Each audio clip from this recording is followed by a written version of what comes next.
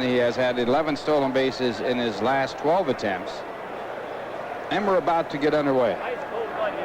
Mets on the road with a record of 29-29. And the first pitch of the game, a fastball for ball one.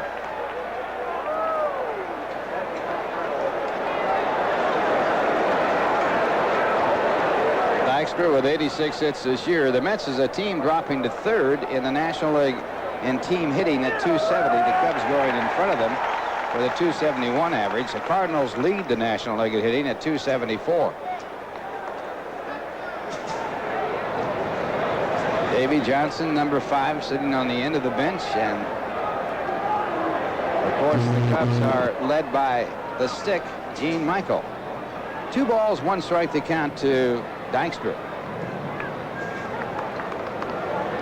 Mets are 4th in home runs with 139 as you look at Wally Backman, the on-deck batter. And the fastball for a called strike. The Cubs lead the National League in home runs. They have 162. They're 8th in runs scored with 541. The Mets are 3rd in the National League in runs scored with 577. 2-2 the count.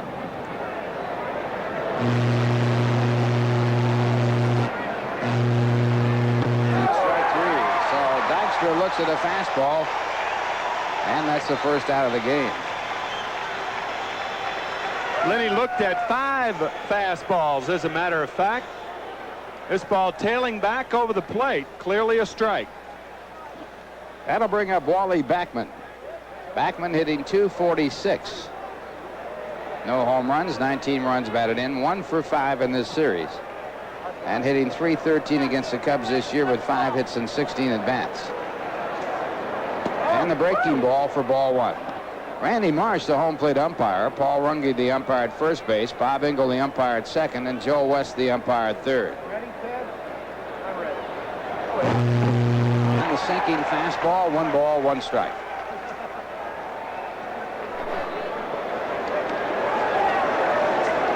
On-deck batter for the Mets, Keith Hernandez.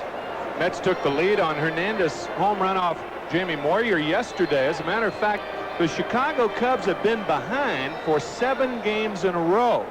The Mets, on the other hand, have been ahead 5 games in a row. Mets get their starting pitchers leads, but they can't seem to hold it. Highlighted by Dwight Gooden in the first game of this series. Dwight couldn't hold a 5-run lead. And Backman goes after an off-speed pitch that's out of the strike zone, 1-2. A lot of times the first game of the series kind of sets the tone to a series, and certainly Gooden not being able to hold the lead Thursday certainly set the bad tone for this, as that sinker was out of the strike zone. And Gooden twice has been beat by the Cubs in his last 2 outings. He'll be the opening pitcher for the Mets Tuesday night against San Francisco. 1-2, the count to Backman. Fastball high. 2 balls, 2 strikes. Maddox with a lifetime record of 8 wins and 14 losses. 22 decisions in his very young major league career. And there's ball 3. 3 balls, 2 strikes. He's a jumper, too. Hitters don't like pitchers that jump at him. You see how he picks his foot up off the rubber, and then when he follows through, he kind of jumps at the hitter. Hitters like those nice, easy motions off of which to hit. That's got the stuff of Sandy Koufax. Yeah, right. Who had that easy motion, except he had the great fastball and curve. Yeah, well, comfortable to hit against him, though. Yeah, until you saw the box score the next day. Found out you were 0 for 3 or 0 for 4. All things considered, though, I mean, you know, you're talking about the majority of the pitchers, and most of the pitchers you kind of fit into one category, and then there are Carlton, Koufax, Lemon, Feller, Gibson, guys like that. It's a good thing that all pitchers aren't like that. So now runner on with 1 out and Keith Hernandez the batter. Hernandez hitting .302 with 12 home runs, 59 runs batted in. He brings a 6-game hitting streak into the game, hitting .348 over the 6 games. Keith 4 for 13 in this series with a home run. And the throw over to first base. Backman is back. Mets have been successful in 77% of their stolen base attempts. And they have 114 stolen bases on the year. Oh, that's an important point right now because Greg Maddux has balked 7 times. The Cubs lead the National League in balks. Lester Lancaster has balked 6 times in 50 innings. Cubs have balked as a team 26 times this year. You can see why Maddux has balked so many times. He really doesn't step to first. Pretty close play at first. Almost all good moves are balk moves anyway.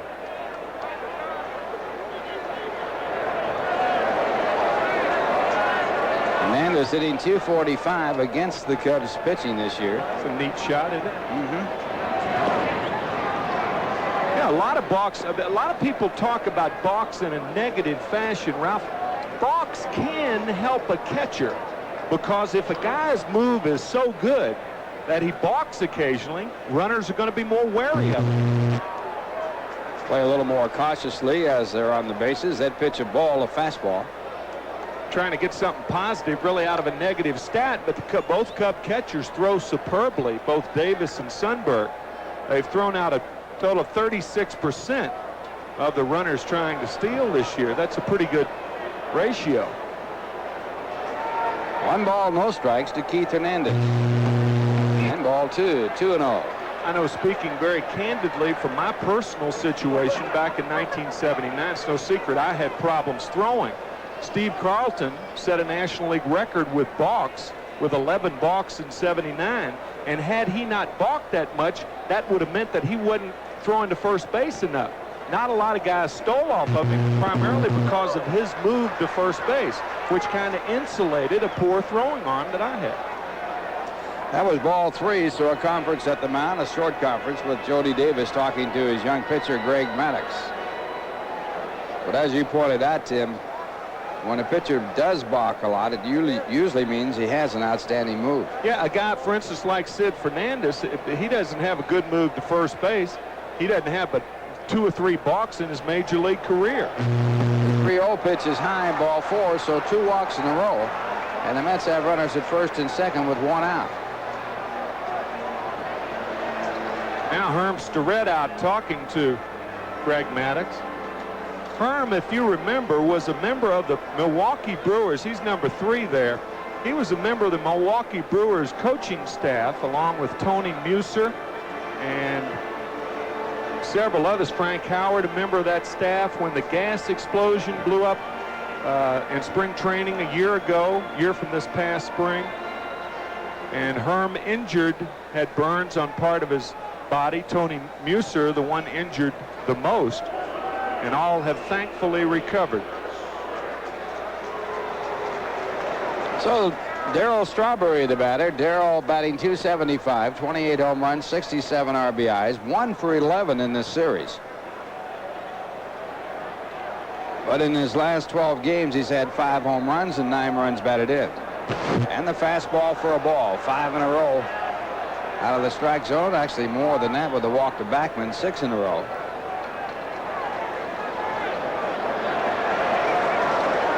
Strawberry hitting .245 against the Cubs this year with 3 home runs, 8 runs batted in. And another fastball for ball 2.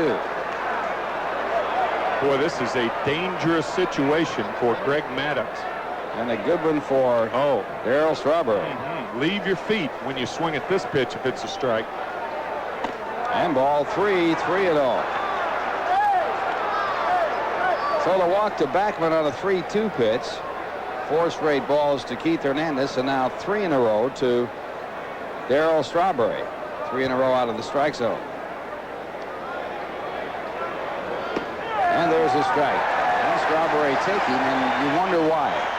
Well, there are 2 schools of thought, and you and I concur on the one school as far as that pitcher really trying to put the ball over the plate, taking something off of it. That was Strawberry's power pitch, that 3-0 pitch. Right down on that inside part of the plate and at the knees. And there's another one, but called a ball, and it's ball 4. So 3 walks in a row, and the bases are loaded.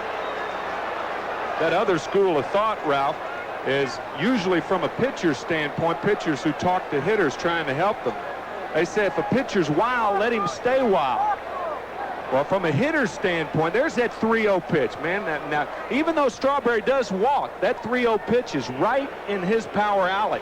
And that's the reason Darryl Strawberry is hitting cleanup, to get a pitch like that when he's ahead in the count. Got to take advantage of those chances that you get when you know what is coming. Especially in this ballpark with the wind blowing out. Home run hitter's ballpark, and it is a hitter's day today. And now the batter will be Kevin McReynolds with the bases loaded. And he takes a pitch, and it's right in there, a fastball. McReynolds hitting .290 with 21 home runs, 72 runs batted in. Brings a 5-game hitting streak into this game. He had a home run in yesterday's ball game. That home run yesterday, his first against the Cubs this year. He's driven in 8. Batting .321 against Chicago. And the slider missing in the count. 1 ball, 1 strike. So the Mets with a golden opportunity right here in the first inning. Bases loaded, 1 man out. 3 straight walks by Greg Maddux. Greg with a brother that pitched for the Philadelphia Phillies, Mike Maddux. And that one a ball. It's 2-1.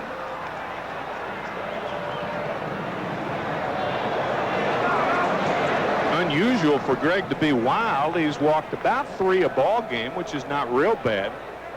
Walked 3 already in the first inning.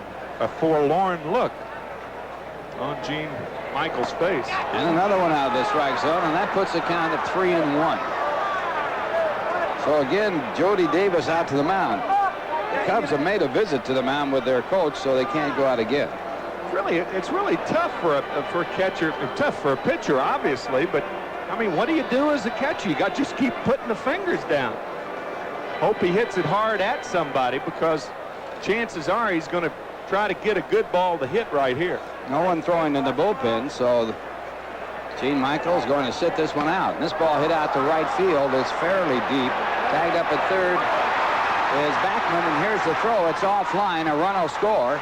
And also going over to third after tagging up, Keith Hernandez. So the Mets take the lead again in this series. All 4 games, the Mets have had the first run in the ball game.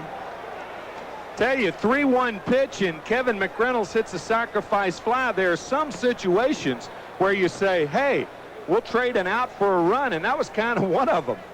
3-1, Maddux struggling like that, bases loaded, 1 out.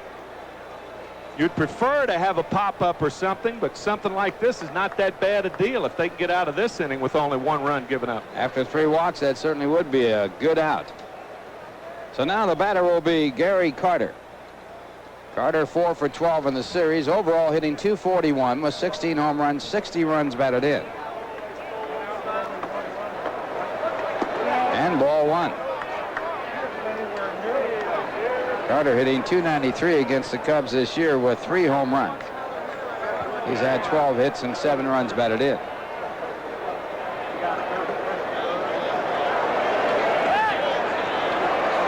And a little trick play, but nothing coming out of it.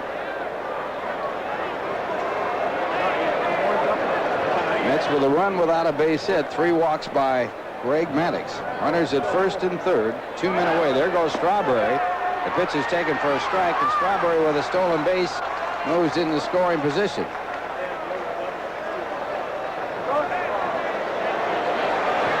Stolen base number 22 for Darryl on the year. He really had a big jump there. Look at Sandberg looking over at Hernandez. No way that Keith is going anywhere. That was a straight steal. 1 ball, 1 strike to Carter with runners at second and third and 2 men out. And it's fouled off. Ball catching Jody Davis. Got him on the hand, on the fingers.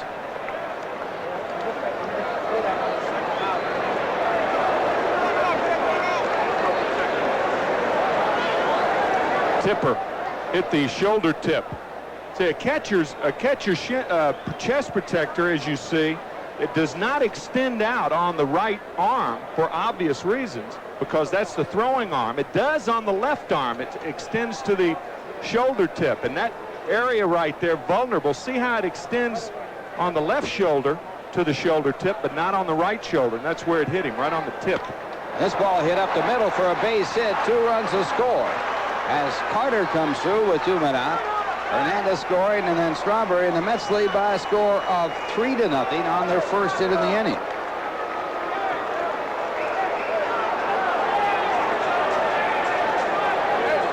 Boy, a big 2-out base hit by Gary Carter.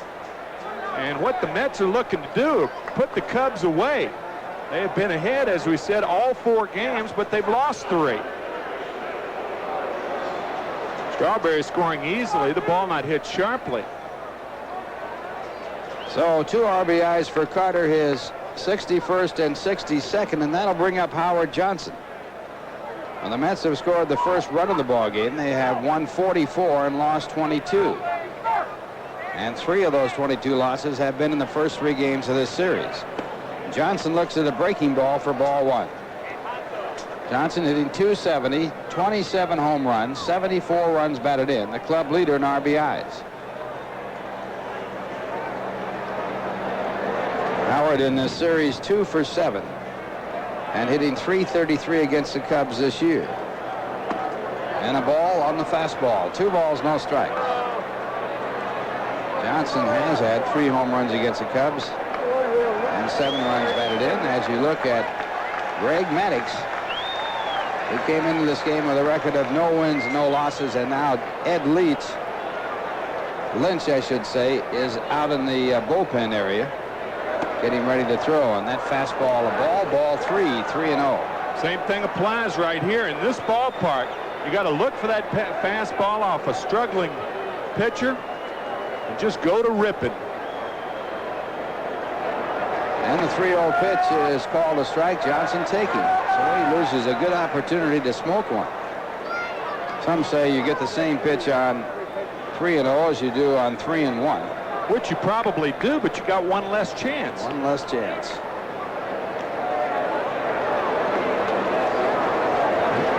And the 3-1 pitch is taken again, and it's strike 2. So it's 3-2 to Johnson. And with 2 men out, Carter will be running with the pitch. Last thing you really want in this spot is a walk. Bottom of the order coming up. Power hitter up there, and you got Santana on deck, not a power hitter. So the runner goes, and the pitch is inside for ball 4. The Mets get their 4th walk of the inning. And it puts runners at first and second. And brings up Rafael Santana. Well, now it's Leon Durham's turn to talk to Maddux. It just takes time to develop young players. You see Dave Martinez doing well now after struggling earlier in the year. Maddux is going to be a good pitcher. It's hard to develop and win at the same time, a doubly difficult job for a manager, and that's what Gene Michael's going through right now. And I think Davis is going out to talk to Maddux. Will be lifted, I believe. He's going out to bide time now, and he'll be out there until home plate umpire Randy Marsh comes out. Nope. Well, Ed Lynch has just started to throw in the bullpen. Yeah. Of course, you'd shake hands today and get loose, can't you? Comb your hair, you can get warm. 88 degrees at game time, very high humidity. And Santana steps in. Santana hitting .275, 5 home runs, 34 runs batted in. 1 for 10 in the series so far. And he takes a strike. Santana, the 8th man to bat. And the Mets have had only 1 base hit. It was a big one, a 2-out base hit by Gary Carter to drive in 2 runs after a sacrifice fly had scored the first. 1 strike to count. And another one in the strike zone, strike 2.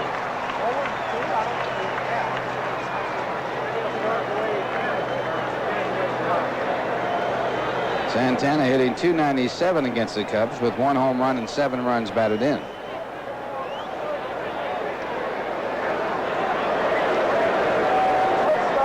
Two strikes to count, and the pitch to Santana, grounded foul. So the count remains at strike 2. Carter back to second base and Johnson back to first.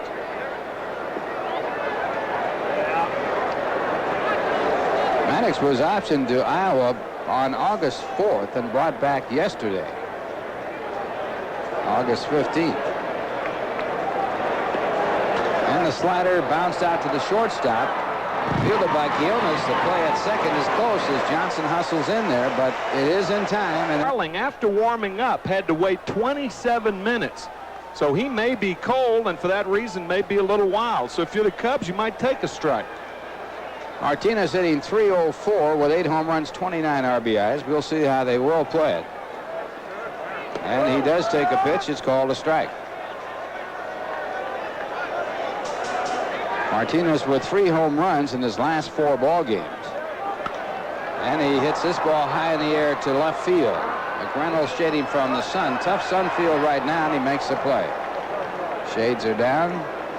Just a bear in this ballpark, isn't it? Left field in the early part of the ball game, very tough. It swings into center, then right field becomes almost impossible. In day games, the Cubs have a record of 38-40. The Mets have a record of 18-23 in day ball games. But the Cubs geared to this ballpark. They have no lights here, playing under 500 ball in day games. That brings up Ryne Sandberg. Sandberg having an outstanding year, hitting .315 with 13 home runs, 44 RBIs. Brings a 9-game hitting streak into this game, and there's a ball lined to left. McReynolds almost misplays it and saves himself with a great catch. That ball a bullet to left. Well, it doesn't take athletic ability to misplay a ball, but once you do misplay it, it takes remarkable athletic skill to recover. Ball hit like a BB off the bat of Sandberg. Sandberg had been 6 for 12 in this series before that catch. And what a catch it was. He did misjudge it, but it was understandable. That ball hit like a shot. Now the batter will be Leon Durham, and he's hitting .279, 19 home runs, 44 runs batted in. And the off-speed pitch, 2 balls, no strikes. Durham hitting .356 against the Mets this year with 16 hits, 2 of them home runs. And he had a landmark home run in yesterday's ball game. And of course, at this pace, Ron Darling would pitch a perfect game, and Kevin McReynolds would have 27 putouts. That's right. He's on his way. Durham 5 for 9 in this series, hitting against Ron Darling, who's working on a perfect game. 2-2, and now it goes to 3 balls and 2 strikes. Mets leading 3-0. 2 men out, bottom half of the first. And there goes the perfect game. So the walk by Darling. Cubs get their first base runner, and it brings up the National League leader in home runs, Andre Dawson. Dawson with 36 home runs leads Eric Davis, who has 33. He has 99 runs batted in. Tim Wallach leads the National League in RBIs with 101. Dawson's high for runs batted in, 113 back in 1983. He's already surpassed his high in home runs for a single season with his 36. And the fastball is in there. If you had to vote right now, who'd be your MVP, Dawson or Clark? I'd have to go with Jack Clark. But again, it goes with the team that's in front. Dawson goes after a bad pitch, hits it on the ground to Santana. They get the force play, and that'll do it. So a walk and 1 man left on base. The score at the end of 1, the Mets 3 and the Cubs nothing. Yes, I am. All right, pal. Well, right now we're going to the top of the second. Ron Darling is the batter. And here's the question. Who was the 3,000th strikeout victim of both Bob Gibson and Nolan Ryan? That is so easy. There's a line drive and spared by Leon Durham, and Darling robbed of a base hit. Darling with 7 hits, 5 of them 2 base hits, and he just lost another double. Well, maybe a good play will take your mind off that very difficult question I have to answer. That was really a fine play by Durham. So 1 away, and that'll bring up Lenny Dykstra, who was struck out. Greg Maddux, the pitcher for the Cubs, pitched to 8 batters in the first. The Mets got 3 on 1 hit. 3 runs on 1 How am I hit. supposed to know the 3,000th strikeout victim of Bob Gibson? Well, you played with Bob Gibson. I played with him, but I didn't catch his 3,000th strikeout, did I? Well, if you did, you'd know, wouldn't you? Do you know whether you did or not? I don't know. That's even worse. I know the 4,000th victim of Nolan Ryan was Danny Heap. Yeah, that's true. So it wasn't Danny Heap. That'll get you nothing. Can you give me a hint? I'll give you a hint. All right. 12 strikes on anybody else. He played in the National League. Oh, what a... No, now that's terrible. 1 strike the count. What kind of hint is that? Well, I'll give you this will give it to you. He played for the Cincinnati Reds. Gosh, could it have been Pete? 1 ball, 1 strike to count. And Dykstra looks again, strike 2. Dykstra never swung the bat his first time up and was struck out looking. 3,000 strikeout victim of Bob Gibson and Nolan Ryan. 1 ball, 2 strikes. Speaking of strikeouts. And strike 3. So Dykstra has gone down swinging, his 2nd strikeout in the game in 2 innings. That fastball really darting away right here. Really good movement. Maddox looks like a different pitcher here in the 2nd. I'm going to say Pete Rose. Pete Rose is not the answer. Okay. Pete Rose is not the answer. Now I'll give you another hint, but it won't count, right? Marquee. Right. Let's have some marquee. That's right. He had a Roman. The music goes with his name. The music that we introduced this, Ask Tim and Ralph, goes with his name. The name of the song? I don't know the name of that song. No, not the name of the song. But what does it? What does that music remind you of? The old Roman Empire? Roman. Okay, that should give you a tip-off.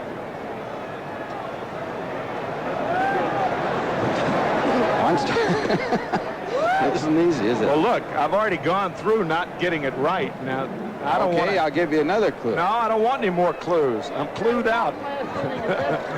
1 ball, 1 strike to count. And this ball fouled away. His name also goes with a very daring act. Goes with or sounds like? Goes with. A high wire act, Walinda? That's a good guess, but not exactly. It's something I would never do. And Steve Zabriskie says Roman Walinda is the guy. Was that he? No. He's a great left-handed hitter. Roman Walinda. 1 ball, 2 strikes to count. And Backman looks, strike 3, and it's over. Cesar. Oh, Geronimo. You got it. Oh, all right. So the 3,000 strikeout victim of both Bob Gibson and Nolan Ryan, and the answer was Cesar Geronimo.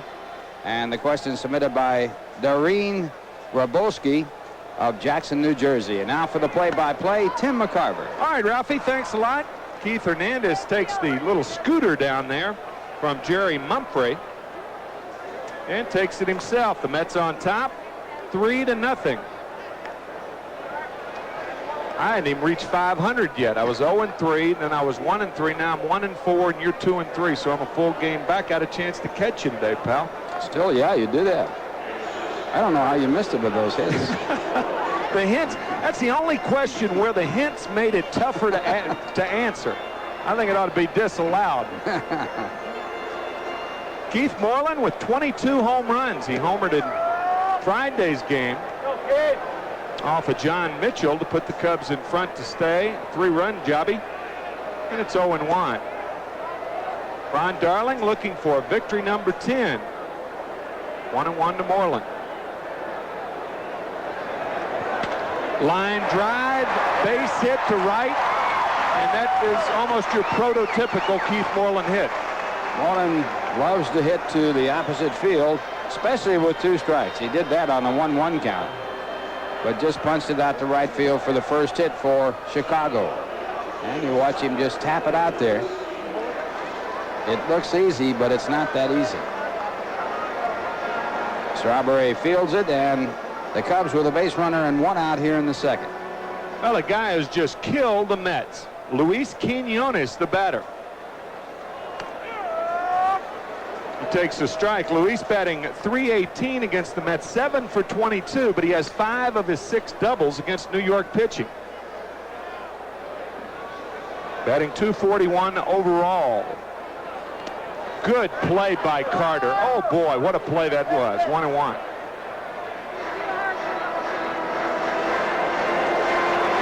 This ball is way out in front of home plate, which makes it very tough. Carter getting over in front of it, blocking it, doing a fine job of keeping the ball in front of him, and that holds the base runner at first. Notice how Carter hunched those shoulders over. If your back is rigid and erect, that ball can just fire off of there. But the reason you hunch your shoulders is to deaden the ball, to keep it in front of you. This ball might come back. Carter near the fence, and he makes the catch. That ball did stay in here on the split finger. Quinones is out of there, 2 away. Carter, excellent on pop-ups. I think the best I ever saw was Jerry Grote, who caught for the Mets. Carter is very, very good. Another good one was Jim Hegan, who caught so many years for the Cleveland Indians. Jerry Grote, the best defensive catcher I ever saw. He was outstanding. He just edged out Johnny Bench. Of course, Bench, best overall catcher that I've seen. But Jerry Grote, tough defensive catcher. 2 outs to Jody Davis. Jody with 15 home runs on the year. Swing and a miss, 0-1. Of course, here in Chicago, they still talk about Gabby Hartnett, a great catcher, who's in the Hall of Fame. Gabby hit that famous home run in the gloaming. It was so dark that Mace Brown, the pitcher, could have rolled the ball to the plate. And then won a ball game and knocked the Pittsburgh Pirates out of a chance to win the championship back in 1938. Homer in the gloaming.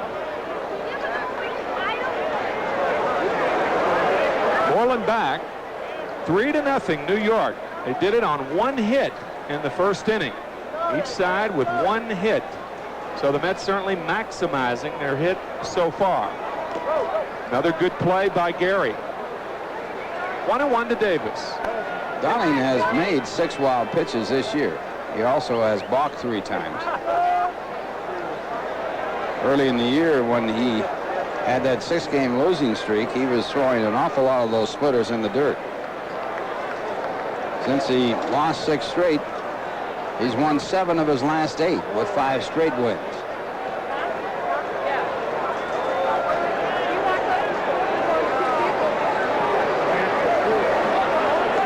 Good split finger fastball, so it's 1-2 to Jody Davis. Well, this is the splitter. And it drops right out of the strike zone. Probably wasn't even in it at the beginning. Hot and humid. See that splitter, it's no surprise really that the San Francisco Giants lead the National League in wild pitches, because the first 3, it'll be Keith Hernandez leading off the 3rd. It's 3-0 New York. I'm Tim McCarver along with Ralph Kiner and Steve Zabriskie, happily bringing you the game here on this hot and humid Sunday in Chicago.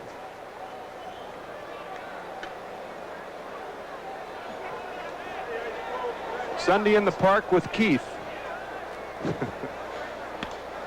Fouled away, 0-1. That, of course, lyrics by Sondheim, and Sondheim has written some lyrics to a new play that's playing in London now. Actually, the revision of an older play, Follies. And he wrote a song called Ah, But Underneath. He's talking about a particular woman when he wrote that song. Well, I guess you could say that about Keith Hernandez, couldn't you? You know, that intensity on his face, but underneath, boy, there's a fire burning. 1-1 to Keith. Real competitive. If that had happened with a runner on base, it would have been a balk. Yep.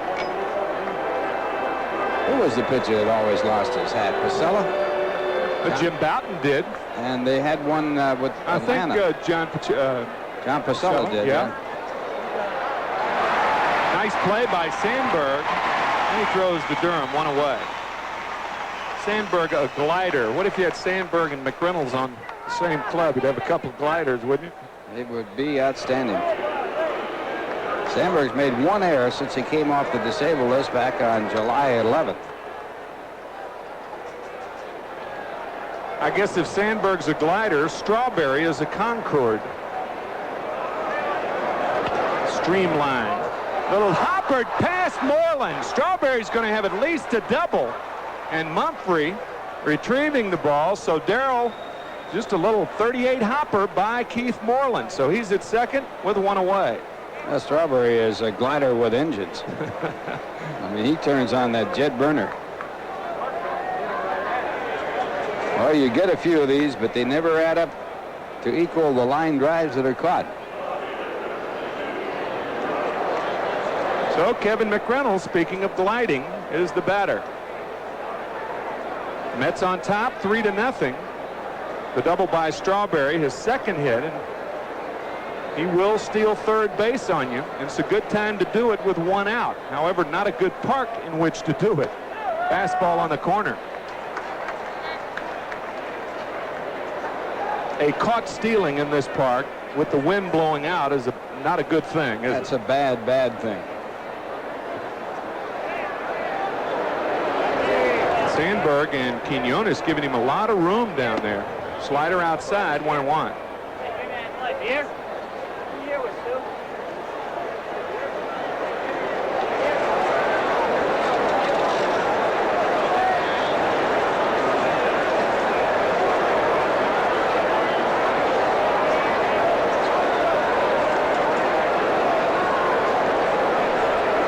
Davis sitting outside. Fastball ripped to right. Strawberry's going to score. McReynolds will try for two. And he's in there. 4-0 New York.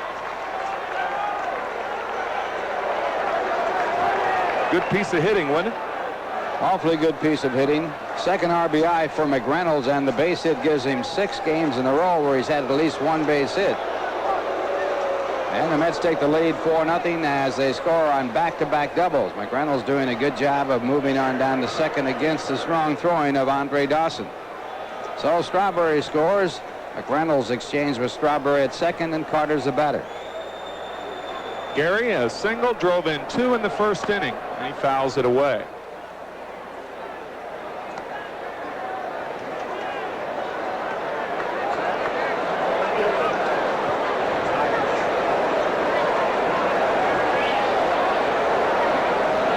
Balls, 1 strike to Gary Carter.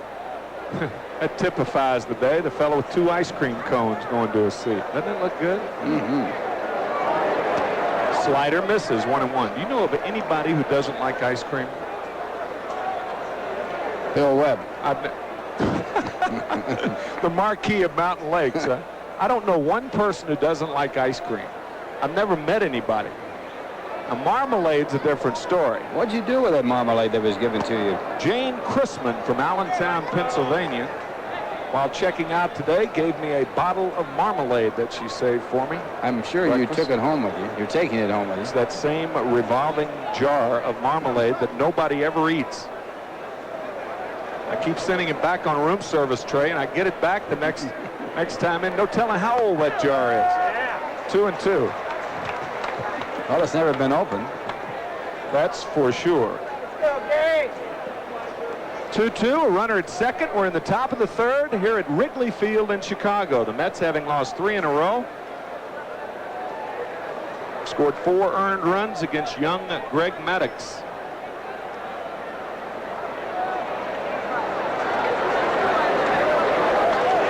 Fouled away. You mentioned Maddux has a brother, Mike Maddux, with the Phillies, and Greg and Mike faced each other last year. The first time a brother combination faced each other since the Necro brothers did it back in 1982. Yeah, Greg won the game over his brother, his older brother. And Joe Necro beat his older brother, Phil Necro. Greg attended Valley High School in Las Vegas, Nevada. Popped up and playable. Davis and Moreland converge. It's a good day to converge, isn't it? And here's the Nissan National League scoreboard. At the end of 4, it's Pittsburgh 5 and Montreal 3. Russell going against Yeomans in that ball game. St. Louis leading Philadelphia 2-0 after 2.5. Raleigh against Tudor. Clark, a home run, his 31st. Atlanta playing Houston after 1.5, no score. Smith against DeShays. And Cincinnati playing San Diego just a little bit later on, and the Dodgers against San Francisco later on. Howard Johnson's going to be walked intentionally.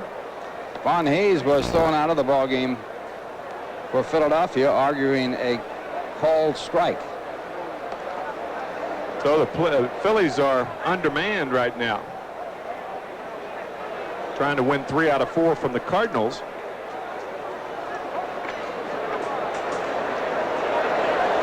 But that Paul Molitor extending his hitting streak to 30 games.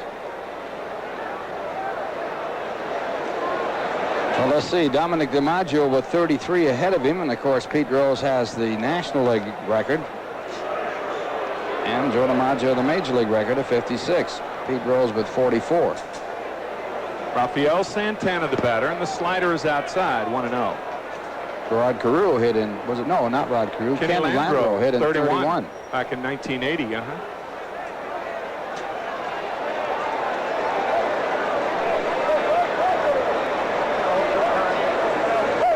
Think of the player Paul Molitor would have been were it not for his injuries. Ground ball, good play. Quinones out at third, at second. Bob Engel calling Howard Johnson out, and it looked like he was safe. Well, Davy Johnson going out to argue the call. It was really a fine play by Quinones. Anyway, the Mets are leading 4-0 after 2.5, and we're back after BMW. We'll take another look at it.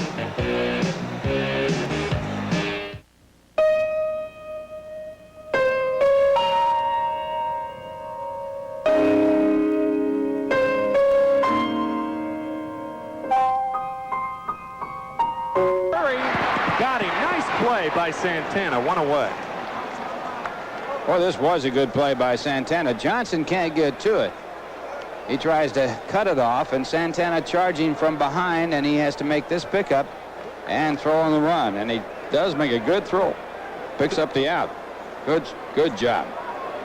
Santana has played outstanding defensive baseball for the Mets, as well as hit extremely well this year. We pointed out quite often that when a right-handed hitter is jammed, he can't get out of the box as well. But when he hits a pitch that's outside, he's going toward first base when he makes contact. Kind of watch for that when you're at a ball game.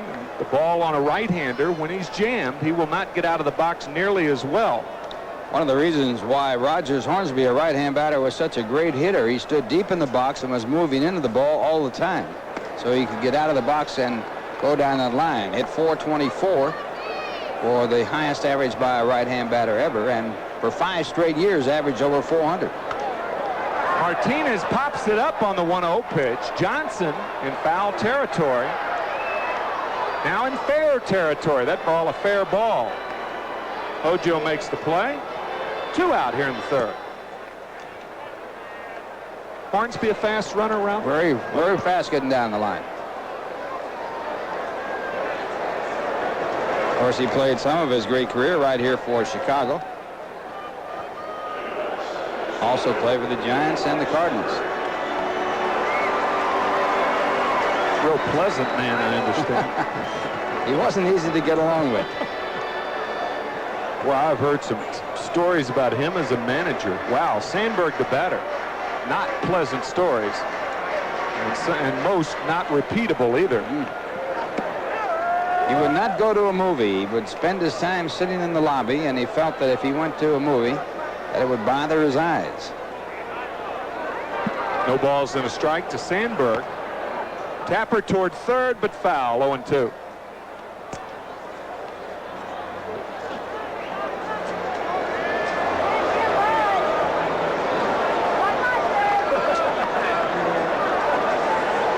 Hornsby, one of the early coaches for the New York Mets back in 1962, along with Red Ruffing, another Hall of Famer. Ruffing used to make his home here in Chicago. Foul back. Sandberg lined to McReynolds in left field his first at bat. Kevin misjudged the ball and then made a very, very nice play. The Mets on top 4-0. Those Phillies had scored 1 run in St. Louis. It's now the Cardinals over the Phillies, 2-1, bottom of the 4th inning.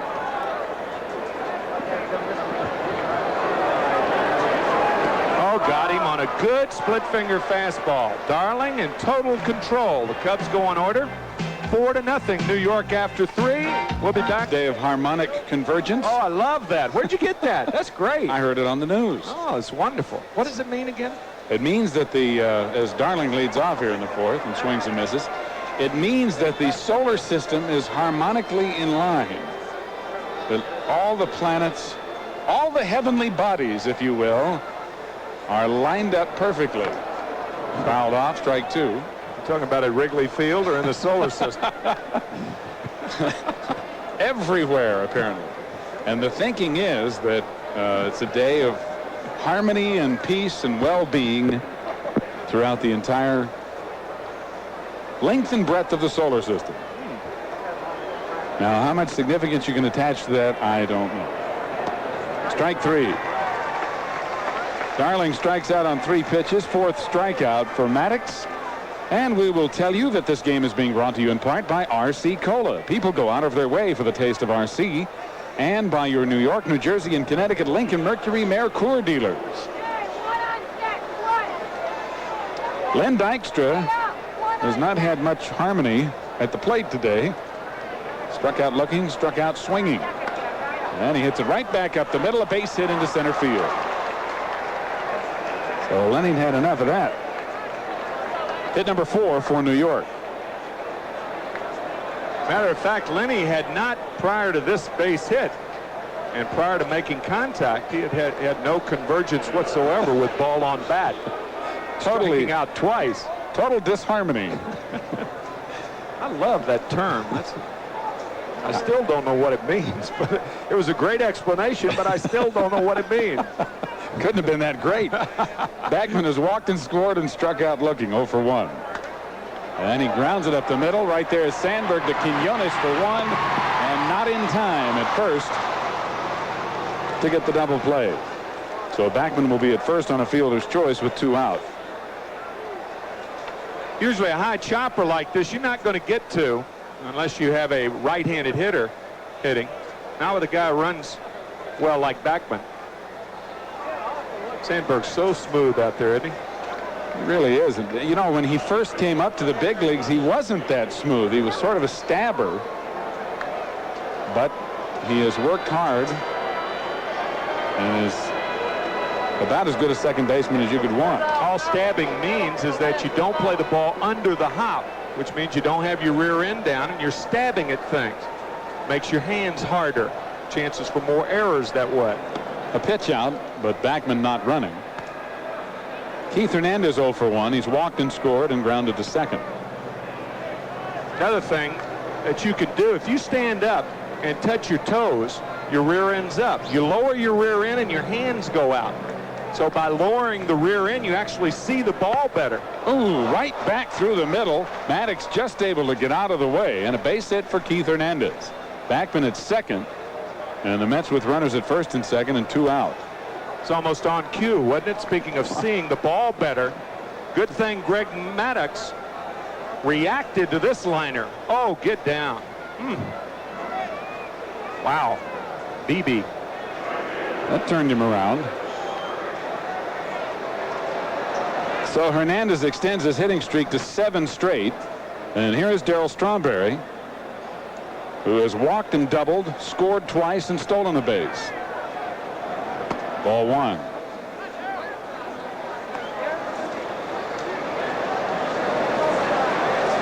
Darryl just 1 home run away from his career high of 29 set in 1985.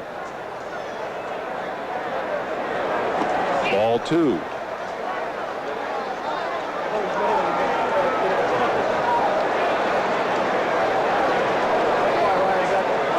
And Ed Lynch once again out of the dugout for Chicago, trotting down to the bullpen. And as Greg Maddox in trouble again. Strawberry hits it high and deep to left. And this ball is out of here. A 3-run home run for Darryl Strawberry, and the Mets now lead it 7-0.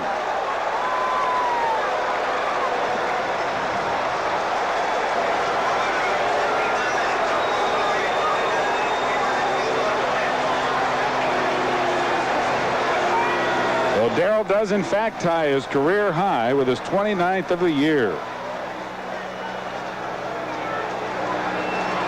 You see, that's what you were talking about. That was a harmonic convergent statement. You mentioned the home run, and Strawberry converges 4-1 Boston after 5.5.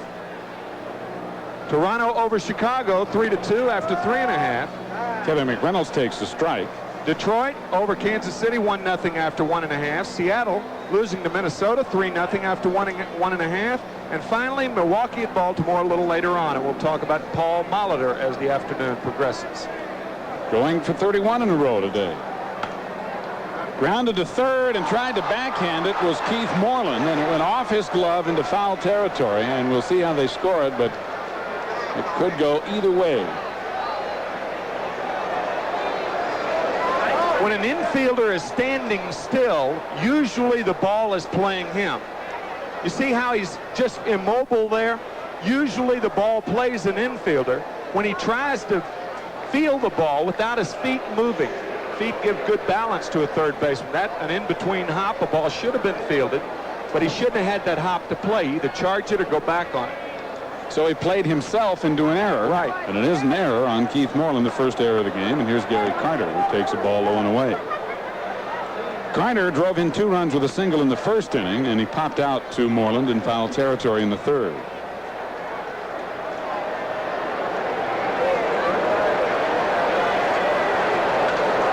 Ripped to third. Moreland knocks it down, goes to second in time to get the force on McReynolds there, and the inning is over. But the Mets score 3 on 3 hits. Darryl Strawberry's 29th home run, a 3-run blast, accounting for all of them. In the middle of the fourth, the Mets up 7-0. Now here's a word from R.C. Cole. Webb. And as the rain has started to fall here at Wrigley Field, Leon Durham leads off the fourth for Chicago with the Mets leading 7-0. And Durham takes 1 low and 1 high. It's 2-0. And people are bundling against the elements. Strike right down the middle, 2-1. Even though it's warm, it has now turned wet. 3-1. Durham just 1 home run away from having 20 homers 5 different years in the big leagues. Fouls this one back out of play, and it's 3-2. Thought everything was supposed to be perfect today. Harmonic convergence, and it's raining. Well, those clouds harmonically converged to create moisture. Swing and a miss on a good fastball from Darling, who comes back from being behind 3-1 to strike him out. Good high heater. Durham, as you can tell with that swing, is a low ball hitter. Has a tough time getting on top of that high rider. So 1 out with the ball back to the bench, and the batter will be Andre Dawson. Dawson grounded into an inning-ending force play in the first, and he takes a strike. Darling has given up just 1 hit. He has struck out 3 and walked just 1 through the first 3 innings.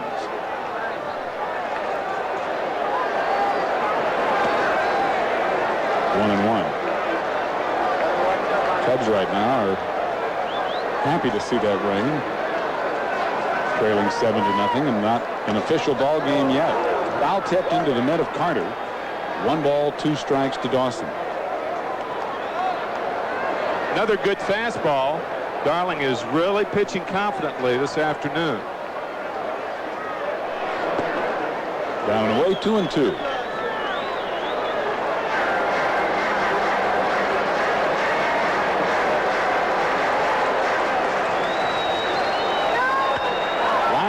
Base hit into right center field. Dykstra cutting the ball off. Dawson with a big turn, but he holds it first with a single. And a good throw by Dykstra. Of course, the Cubs are down by 7 runs, and Dawson not taking an unnecessary chance. Yeah, you got to keep the score in mind when you're thinking about taking an extra base. Lenny gets to this ball very well and releases it quickly and on target to second. Dawson would have been a dead duck or dead hawk.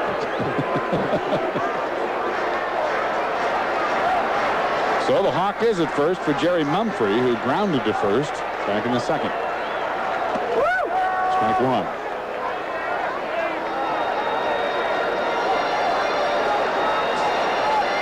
Of course, here in Chicago, under the circumstances today, we would have to have 5 full innings in for this to be an official game. Grounded foul and the count 0-2. Unless the Cubs score 8 runs in this bottom of the 4th inning.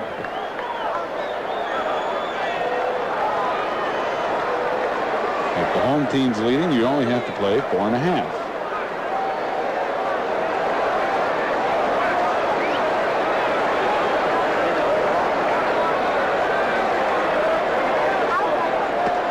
Just outside, 1 ball, 2 strikes.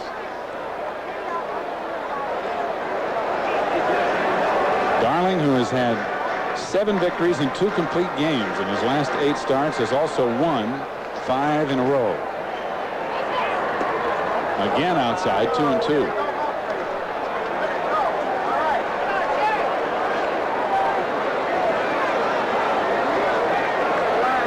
Drew Hall, the left-hander, now up for the Cubbies. Drew with 3 good innings, good strong innings on Friday afternoon.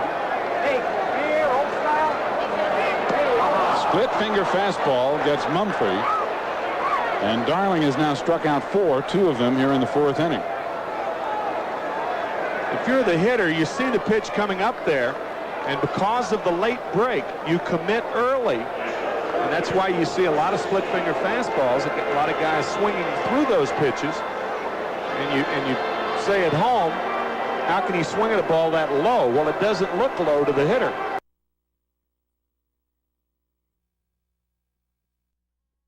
Tip comes. The 2 things that pitchers use most effectively are speed to get a hitter's timing off and illusion, the illusion of the ball that's going to be a strike.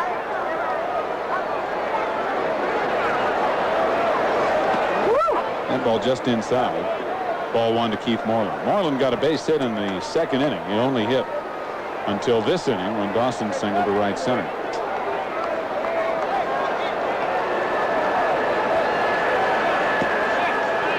Two balls, no strikes.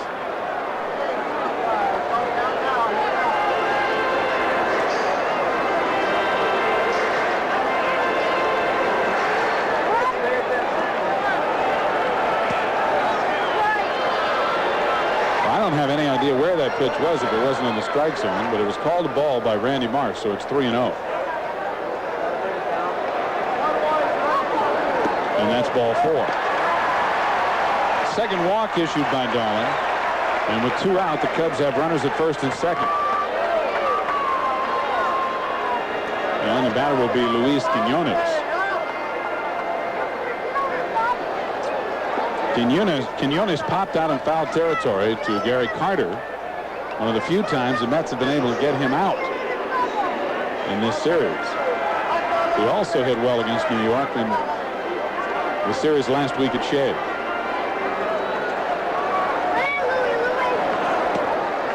Ball 1.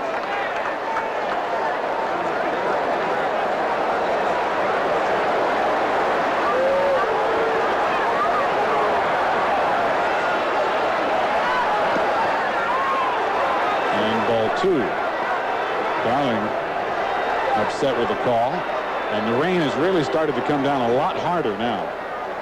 Some of the folks who were basking in the liquid sunshine have headed for the cover of the upper deck. There's strike 1, and it's 2 balls, 1 strike.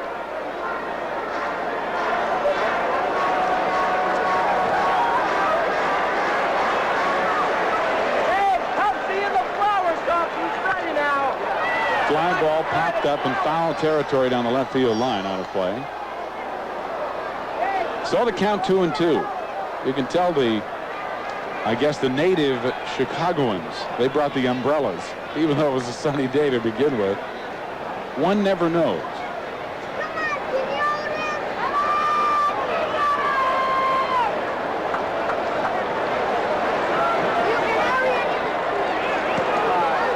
just high. 3-2. So the runners will be going with a full count to Luis Quinones and 2 out. Dawson at second and Moreland at first. We're in the bottom of the fourth with the Mets leading 7-0.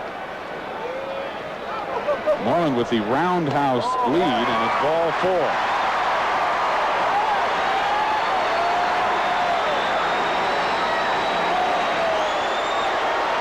So Darling cruising until this inning. Has walked 2 after giving up the 1-out base hit to Dawson, and the bases are loaded. I'll tell you, a case could be made that Darling's 2 walks here are more unforgivable than the 4 walks given up by Greg Maddux in the first 2 innings that led to 4 runs.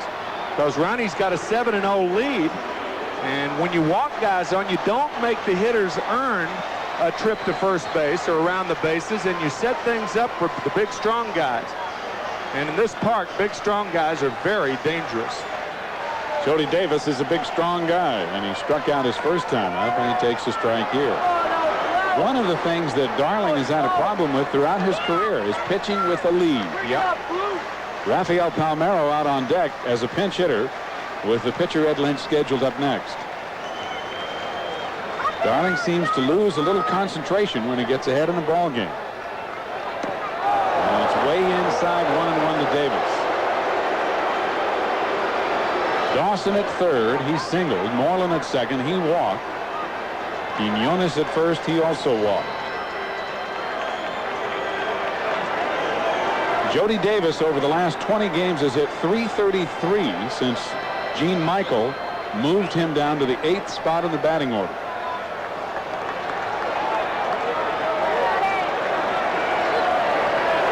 And he hits it a ton to left field. A grand slam home run for Jody Davis.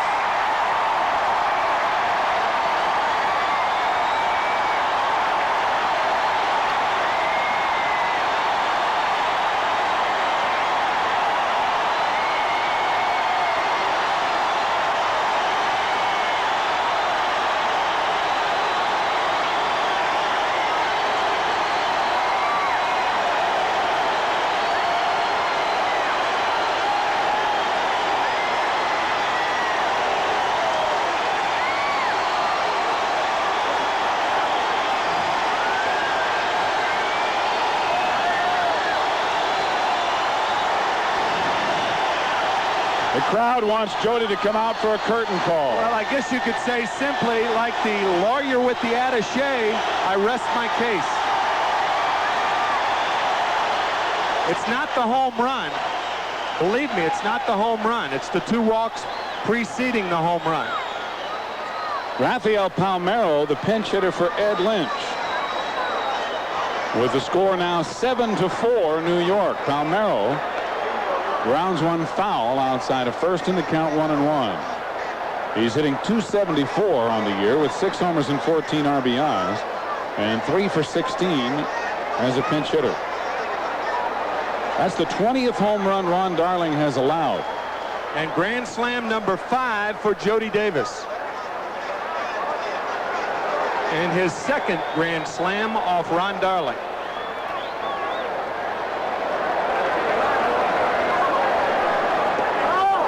Swing and a miss at the splitter. And the count 2-2. There's Jody. Jody from Georgia.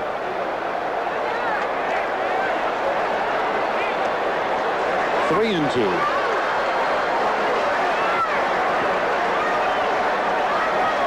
Darling struck out Durham to open the inning. Dawson singled to right center. Then Darling struck out Jerry Mumphrey. Palmeiro hits it high and deep to right. Home run.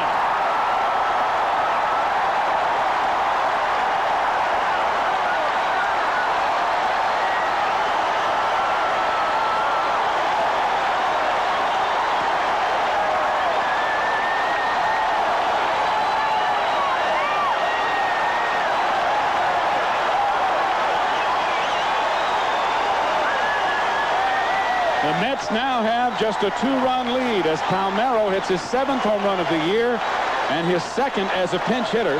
And Mel Stottlemyre is out to talk to Ron Darling. And once again, I mean, you got to give a hitter like this credit. He's going to hit a solo home run. But again, the 2 home runs not nearly as worrisome to a manager as the 2 walks. And I know you're inclined to say, well, what does that mean? I mean, the home run's got to be worse than a walk. Not really. Well, it means that if they were solo home runs, it would be a 7-2 ball game. That's right. Instead of a 7-5 ball game. That's what a padded lead's all about.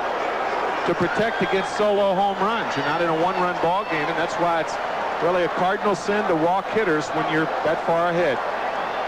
Dave Martinez, the batter, who is 0 for 2. Ball 1. Thursday afternoon, the Mets had a 5-0 lead with Gooden on the mound and lost the game. And as you said earlier today, Timmy, it sort of set the tone for this series. Now, Ron Darling, who has been the Mets' best pitcher of late, has a 7-0 lead. And all of a sudden here in the 4th inning, it's a 7-5 ball game. Martinez with a high fly ball to right center. This will stay in the park as Strawberry calls for it, makes the catch, and the inning is over. But the Cubs send 8 men to the plate and score 5 times here in the 4th inning. A grand slam home run by Davis, a solo home run by Palmeiro. Here, and it was just an awful position to be put in because of the condition of the farm system here with Chicago. But you can really see a lot of the younger players now paying dividends and quickly for the Chicago Cubs. Bottom of the order, Howard Johnson leads it off here in the 5th for New York. And a ball. The rain has slackened a bit as a little sun has broken through. It's still raining lightly, and we are not out of the woods yet, as there are plenty of dark clouds still around. So it may be off and on all afternoon.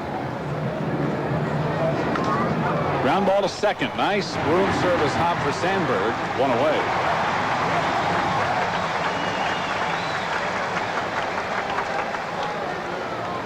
So Hojo, who had walked twice, is now 0 for 1, and the batter will be Rafael Santana, who is 0 for 2.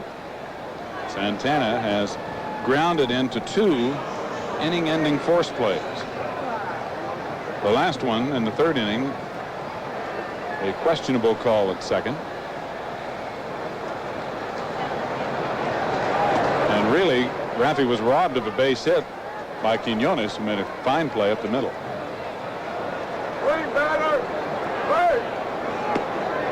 Just outside, 2-0. Tell you, this ballpark, one of the charms and one of the curses of this park is that you're never out of a ball game, regardless of how many runs you're behind. Base hit inside the bag down the left field line. Santana going for 2. Mumphrey, who had him shaded a little bit towards center, had a long way to go for the ball. So Santana with a 1-out double. Down and in, and he smokes it down the line. Santana continuing to swing the bat well. 2 ball games that are very vivid in my memory, and we'd mentioned them before. Bears repeating, I guess. 76, when Mike Schmidt hit the 4 home runs in a 10-inning game. I was with the Phillies. We were down 13-2 with 1 out in the 6th inning and nobody on. We tied it 16-16 in the 9th inning, and Schmidt won it with a home run in the 10th inning, his 4th. His first home run off Rick Russell, his second home run off Paul Russell, or his 4th home run off Paul Russell. And then in 1979, the 23-22 game, also won by Schmidt when he homered off Bruce Sutter in the 10th inning. Phillies scored 7 in the top of the 1st. The Cubs retaliated with 8 in the bottom of the 1st. And the stage was set. Yeah. Bizarre. Ron Darling swings and misses for strike 1. Darling has lined out the first baseman Leon Durham, who made a fine play in the 2nd inning, and then Ronnie struck out in the 4th.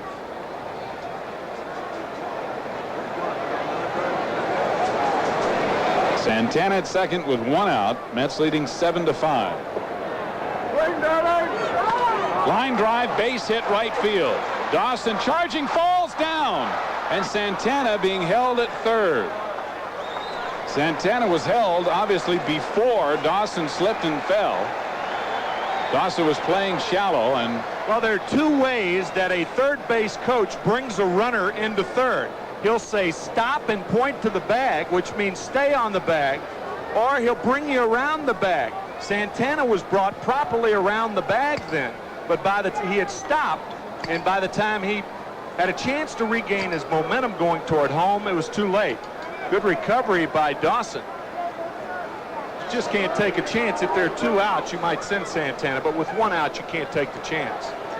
so runners at first and third for Len Dykstra, who's 1 for 3. And Dykstra slices one to left. Mumphrey coming hard. Can't come up with it. Santana will score. Darling going to third. Dykstra going to second. And Darling in there ahead of the throw. It's 8-5 New York on an RBI base hit by Len Dykstra.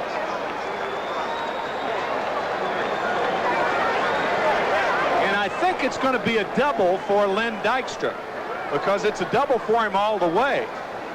If Darling's not on, they may say that the throw allowed Dykstra to go to second. They are giving him a single.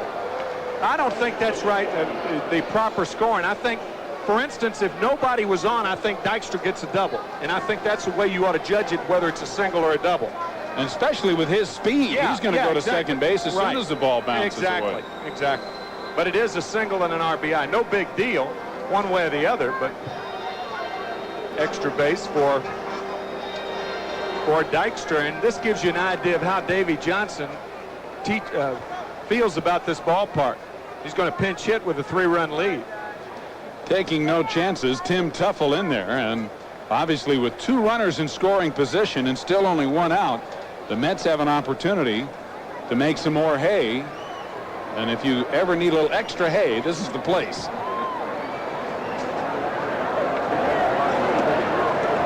Tuffle takes low ball 1. Tim is a pinch hitter, 6 for 11 with a homer and 2 RBIs, hitting .326 overall.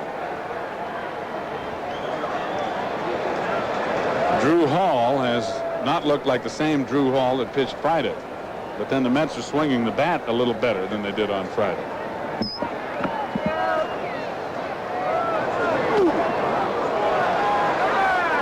Two and 0.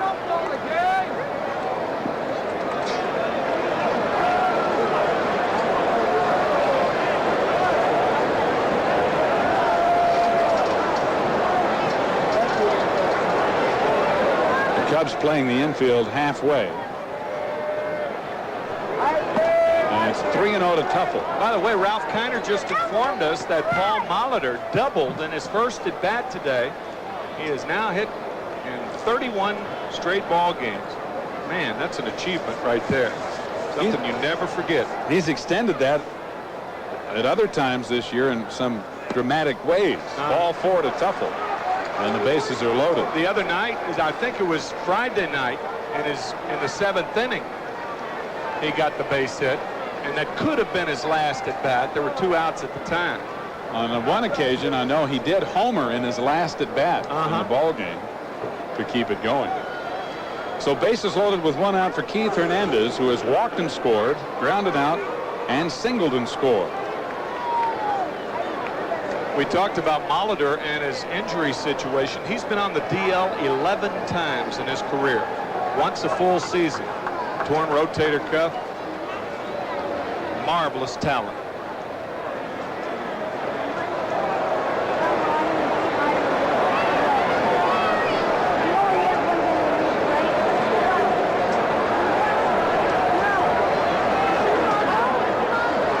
Inside ball 1. Keith extended his hitting streak to 7 games with his base hit in the 4th, and he's also now hit in 23 of the last 25.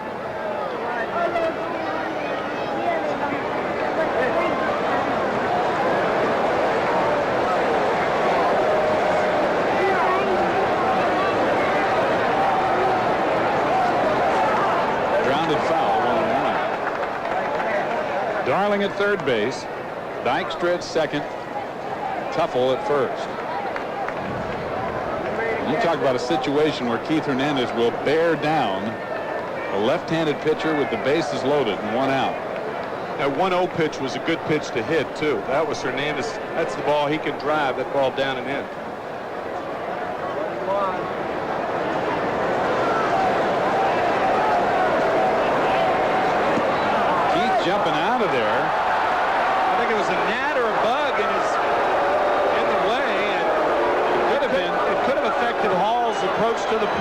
don't often see hitters take this particular approach. That's not the Spalding guy to hit like that. You know, when I was on the field before the game talking to Davy Johnson, there were 2 or 3 rather large bees flying around. And you remember the Cincinnati bee incident earlier this year. That could have been one of those bees that got right in Keith's face. It was called 2 and a ball, so I guess it's 2 and 1.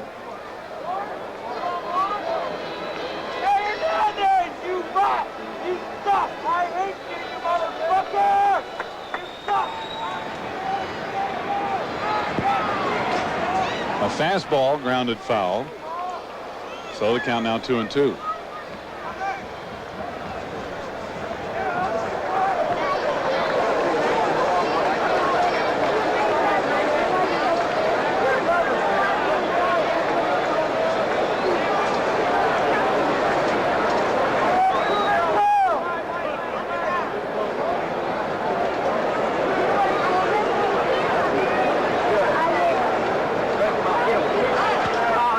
Up the middle and a base hit into center field.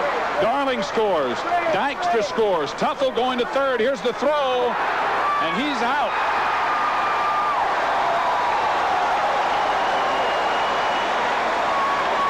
Two more runs are in, however, and it is now 10-5 New York. Well, it was a good idea to go to third, but Timmy really didn't turn it on until he got to second base. If you run hard from first to second, then you're in a better position to judge whether it's best to go to third. He appeared to be safe, and third base umpire Joe West was not in a good position to make the call, but nonetheless, it's too close at third base. See, West is technically blocked out of the call. You're going to be on one side or the other of the third baseman. So it was a good idea to go to third, but not a good technique. Strawberry now the batter, and Darryl takes inside ball 1. Strawberry with a walk, a double, a home run, 3 runs scored, an RBI, and a stolen base. 3 RBIs, I should say. And a slider for a strike, and it's 1-1. Darryl with a big 3-run home run in the 4th inning. His 29th of the year. 2 balls, 1 strike.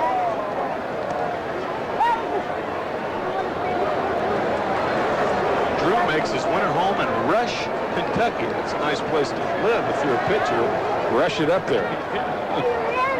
Don't worry about that. Strawberry with a drive deep to left center field. Well, not deep. High to left center field. Mumphrey in there to hang it up for the final out of the inning. But the Mets... Right, give it a go. Give it a Chicago leading Toronto. And Minnesota leading Seattle. Whoops, we forgot Detroit leading Kansas City. Boy, this is hard to read. Anyway, here's Tim. It hadn't been hard to read lately for Sandberg. He has really been hot. He lifts one down the left field line, and Johnson runs into Santana, and Santana may be hurt. Oh, boy. That is all the Mets need with the rash of injuries that has propped up all year long. Santana appeared to get it right in the head. They're both going for the ball, both looking at the ball, and the elbow of Howard Johnson's right arm right on the side of Rafael Santana's head, perhaps even on the temple area. Oh, boy. Johnson held on to the ball for the out of Sandberg, but Santana may also have been out on the play. Usually, if the ball's hit high enough, it's the shortstop's ball because of the angle. But Johnson appeared to have a good jump on the ball. That often determines whether a third baseman will make the play. It was a fine play by Johnson. Billy Allman warming up quickly in the bullpen.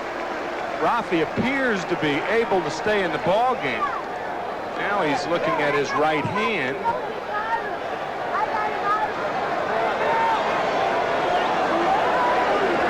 There it is again. Johnson and Santana both concentrating on the ball, which you must do on a pop-up, particularly behind third, and they're both looking into the sun as well.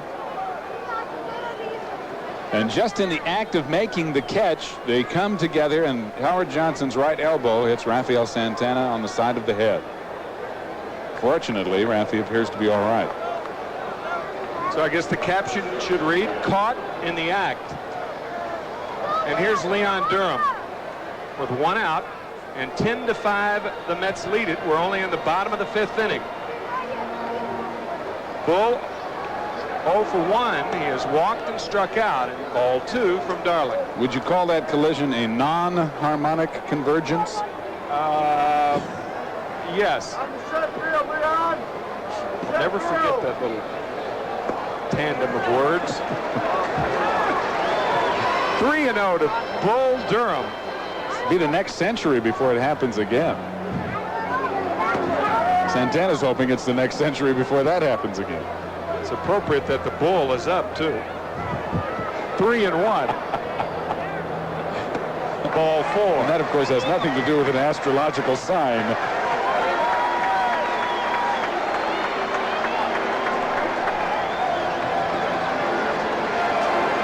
So the Bull goes down to first base. And the batter, the Hawk, the right fielder for the Cubs. Sounds like Animal Farm. Just with all the notoriety lately, the big SI article, with as hot as it is today, you could call it a pit bull type day. I mean, it is hot. I don't think there's a dry spot on my entire body. Maybe not in the whole ballpark. Dawson has singled and grounded out. He is 1 for 2 with a run scored. He led off the 5-run 4th for the Cubs. What really makes you feel good is when you look out in the outfield and you see that wind blowing those flags 50 miles an hour. There's not a breath of wind in this booth. It's 1-1 to Dawson. Can't even draw a breath in here. There's a nice breeze out there. That's not doing much, but the ones in center field are flapping a little. 1-1 to Dawson. Bottom of the 5th inning. 10-5 New York. Fastball inside. And he lays off of it. 1 RBI away from 100 to become the 3rd Cub player in their history to have 100 or more RBIs in their first season in a Cub uniform. Foul ball, right field. 2-2 to Dawson. Hack Wilson drove in 109 back in 1926, and Rogers Hornsby, Ralph was talking about, drove in 149 in 1929. Well, you have to give Andre Dawson a lot of credit. He said he wanted to play here. He said he would play well here. He was willing to take a pay cut to prove it, and he has proven it. He has indeed. Fly ball, center field, and playable. Dykstra makes the play. Nothing routine here. You really got to hold your breath when a ball goes up. The sun, the wind, much like Candlestick. Probably a little tougher than Candlestick. On certain days, yeah. It's easier for the hitters here, but it's just as tough, if not tougher, for the outfielders. Candlestick's a lot better for the outfielders since they enclosed it as they did. Speaking of Candlestick, appropriately, the Giants come into Shea. Tuesday, Wednesday night, 7:35 starts, and a 1:35 afternoon game next week. Get away from the stock market, come out and watch some strikes and balls and base hits. Of course, the market lately, you don't want to get away from. Not lately. It'll be as close as you can get. Away from the market, watch some different types of tape measure shots. 0-1 to Mumphrey.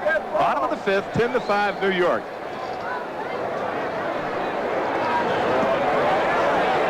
Did he go too far? Joe West says yes. 0-2.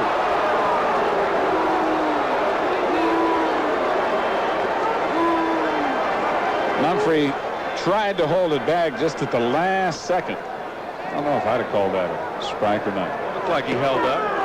But the curveball nips the corner. 5th strikeout for Darling. And the Cubs go down. This is an official ball game. And the Mets are glad of that. It's 10-5 New York. We'll be back after this from American Express. Outside for a ball. Kevin with 2 RBIs in this ball game. He now has tied Howard Johnson for the Met lead in that department. Taps it foul. Kevin a sacrifice fly in the 1st, an RBI double in the 3rd, and on an error in the 4th.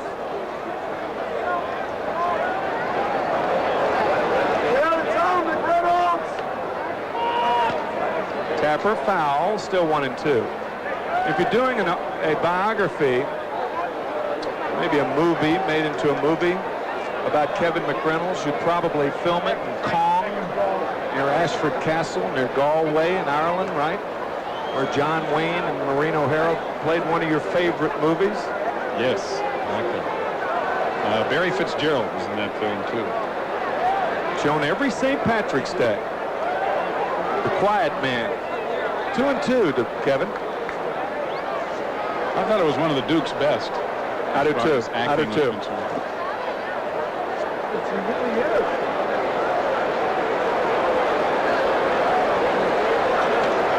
Good cut. Fouls it back.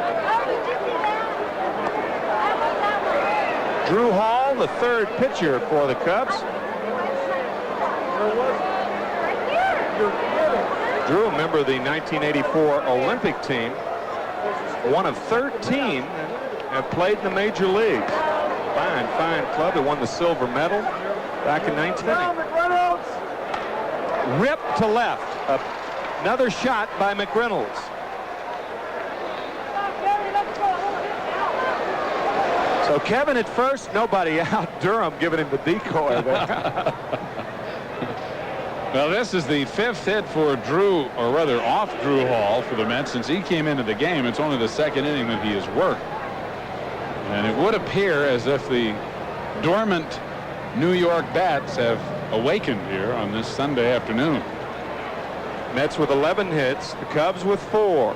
Gary Carter, the batter, he's 1 for 3 with a couple of RBIs. He drove in 2 with a 2-out single in the 1st. A ball and no strikes to Gary. Mets a well-deserved off day tomorrow. They have played 20 days in a row. You cannot play more than 21 days in a row in the major leagues. It is against the basic agreement that the players' union has signed with the owners group. Have to have an off day. And that's a good rule.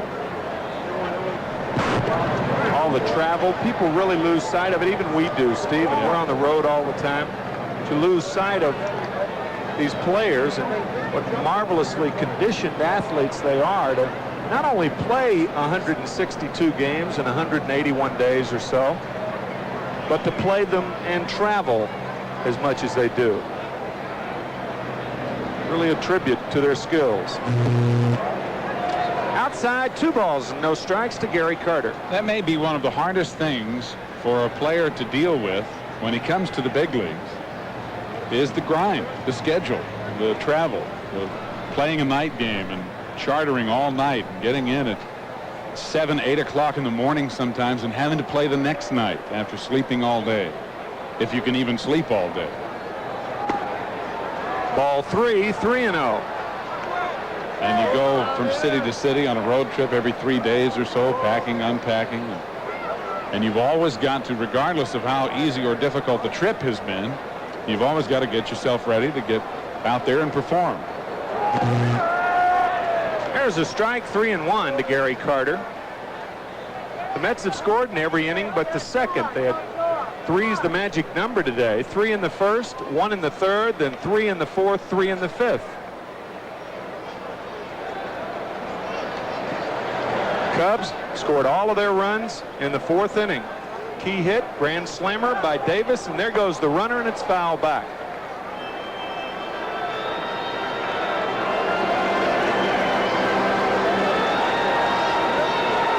Might have been ball 4. That ball looked like it was a little high, but Too close to take on the 3-1 count because McReynolds was running. Sort of a rider that started out perhaps closer to the strike zone and then rose a little bit. With Gary Carter up there, David Johnson wants to stay out of the double play if he can, and so McReynolds on the move.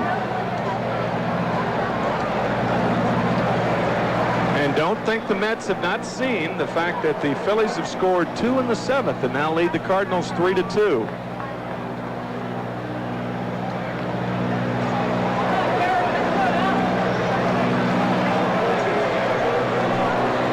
There goes McReynolds way outside and high. Carter walks. My goodness, you talk about a slip pitch. It looked to me like Drew Hall hesitated when he saw McReynolds break. Here he goes. No, I guess not. It just squirted right out of his hand and heads for the brick wall. That'll make Marv Albert's bloopers. It'll be on the low light film. Yeah. I think that thing hit the back wall on the fly, too. Could have. Well, Howard Johnson, the batter. Hojo 0 for 1 on in this game. He has walked a couple of times, once intentionally, and grounded to second. Mets with runners at first and second. Nobody out here in the 6th inning with a 10-5 lead.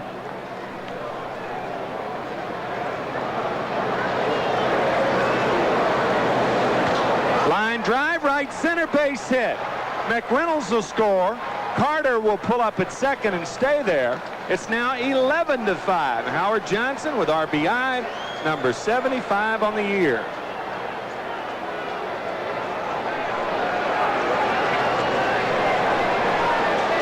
So Hojo regaining the club lead in RBIs as he had been tied by Kevin McReynolds with max 2 RBIs in this game. Hits the first pitch he sees to drive McReynolds home from second, and Herm Starrett, the pitching coach, is now out to the mound to visit Drew Hall.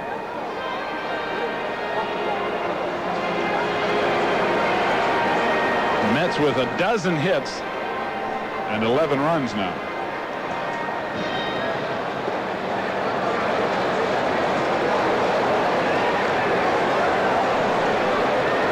So Drew has drawn a crowd on the bases since coming in the 5th inning. He's given up 6 hits and 4 runs so far. He's walked 2 and has not struck out a batter. Really the antithesis of his performance on Friday when he pitched 3 great innings. Really what makes it the game it is. I mean, the Mets are, anybody out there today, they are just hammering the ball, hitting a ton of balls hard, and lead 11-5. Santana 1 for 3. Hit hard to center. Martinez there, however. Carter alertly going back to second to tag and move to third. And Howard Johnson really had to scramble back to first because Hojo was almost all the way to second base on that. And 2, Martinez properly threw the ball into second base under the circumstances of this ball game to keep Johnson from going to second as well. Really a game of positioning, not only original positioning, but what position you're in when you make a catch. That often determines whether you advance to another base or not. And that's why I think footwork in the outfield is often overlooked. People talk about footwork of infielders, but it's just as important in the outfield. All right, Darling. 1 out, 1st and 3rd, and Ron Darling, the batter, he singled his last at bat. As a matter of fact, every Met has had a hit with the exception of the number 2 hole. Wally Backman and Tim Tuffle, however, have been on base 3 times, 2 walks and a fielder's choice. Ground ball, good play, Sandberg to short, not in time to first as Carter crosses. It's now 12-5 New York. RBI number 4 for Darling on the year. And a fine play by Sandberg. Darling hitting another one hard, and Sandberg over there ranging well to his left to get Johnson. No chance to get either the runner at first or to double up Darling on the play. But with some other guy at second base, Darling had a much better shot at a base hit, but not with Sandberg there. So Ronnie at first base, he's not going anywhere, and Dykstra the batter. Lenny with a couple of hits. 2 singles, 2 RBIs.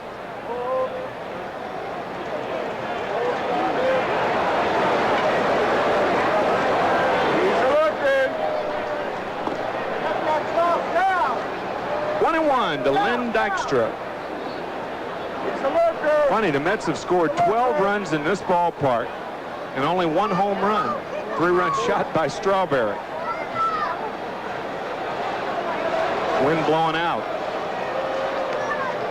The Cub home runs, on the other hand, they have doubled that amount.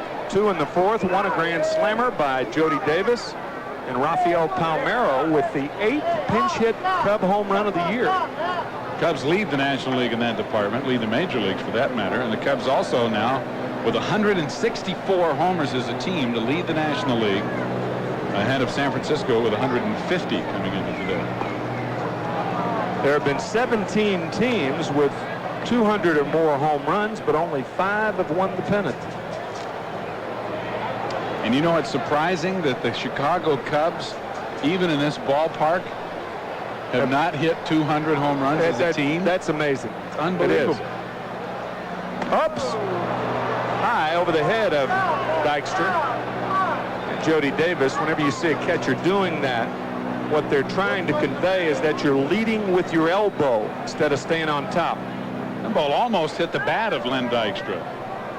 And he just got the bat out of the way in time. Stand up straight, Dykstra. 3-2 to Dykstra.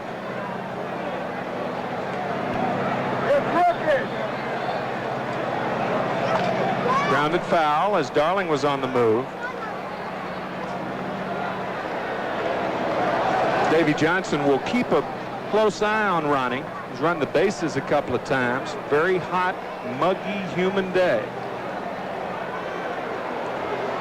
Jay Baller now was warming up, and then he was going back in the bullpen. Now he gets back up. Tapper toward third, trouble, base hit for Dykstra. Lenny's 3rd straight hit.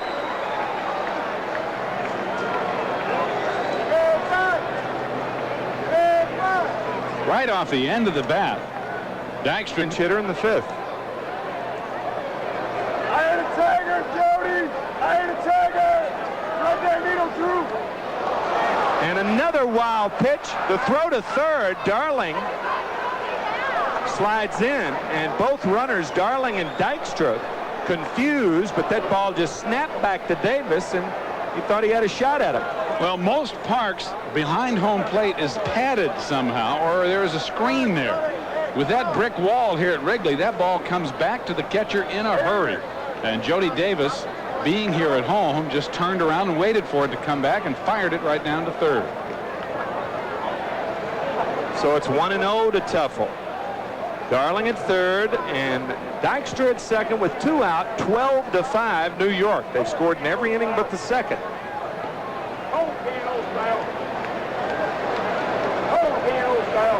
That's all right. There's a strike, 1 ball, 1 strike to Tim Tuffle. This game, 2 hours and 25 minutes old, and we're already in the 6th inning.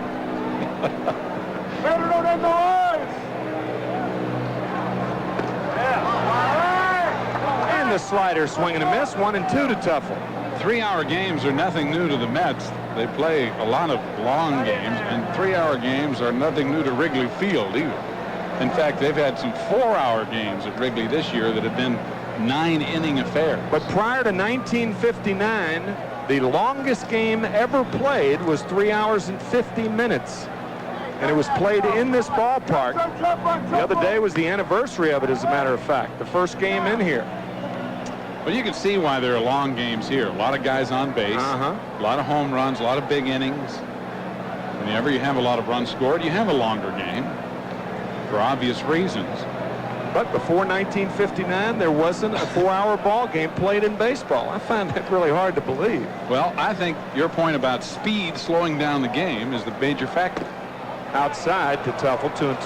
The other factor that makes games longer, even in parks not of this configuration, is the fact that more guys steal bases now, and when they get on, the pitchers take more time. They throw over to first 5 or 6 times each hitter. Meetings on the mound, pitching around hitters. Just change the game. I think it's in one way much better for the fan because it's a more exciting type of baseball. Concessionaire's dream, and that's Tim Teufel's dream. A grounder to left to score 2. 14-5 New York. And do they have their hitting spats on today? Well, the Mets have had a big problem this year with day games, and earlier in the year it was any game on Saturday or Sunday that they couldn't win. So they've decided to just take care of business today, day game or no day game, Sunday or not. With 14 runs, even in Wrigley Field, you have to be semi-comfortable.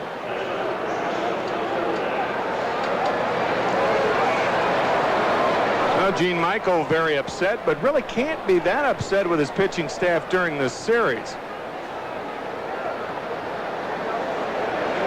No, this is really the first day that they've given up much of anything. Slider is high to Hernandez. Keith has singled twice, scored 2 runs with 2 RBIs. The first 5 batters in the Mets lineup, make that the first 6, have driven in at least 2. Everybody in the lineup has an RBI except Rafael Santana. Little looper to left, base hit.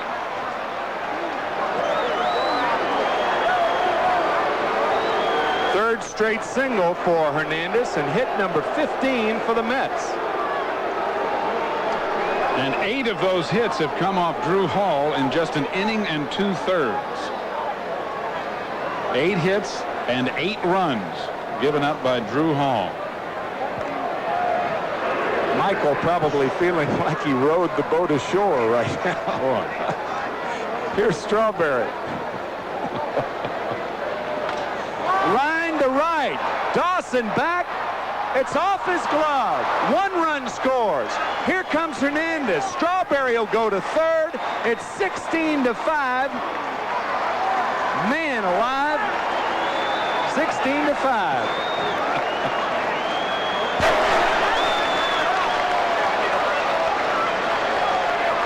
Well, Gene Michael had Jay Baller up earlier and decided to bring him back in and not make the change. Darryl just rips this ball over Dawson's head, and Andre makes a fine attempt going up and hits in the heel of his glove, however, and popped out. And Darryl with those long strides just eating up the ground as Hernandez scores from first easily, and Darryl cruises into third with a triple. The ball off the heel of Dawson's glove, and Andre has to go right into the ivy before he can get stopped, and then he can't pick up the ball as it rolled right underneath him into the ivy. Gene Michael's going to make a double switch.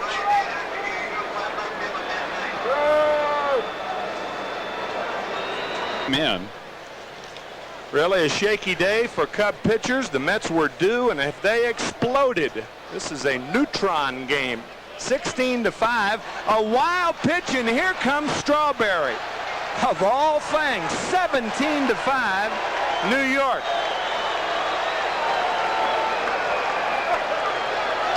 That run charged to Drew Hall in this inning. And McReynolds single to start it all. Deep to left, but not deep enough. Brian Diet, and the misery is over.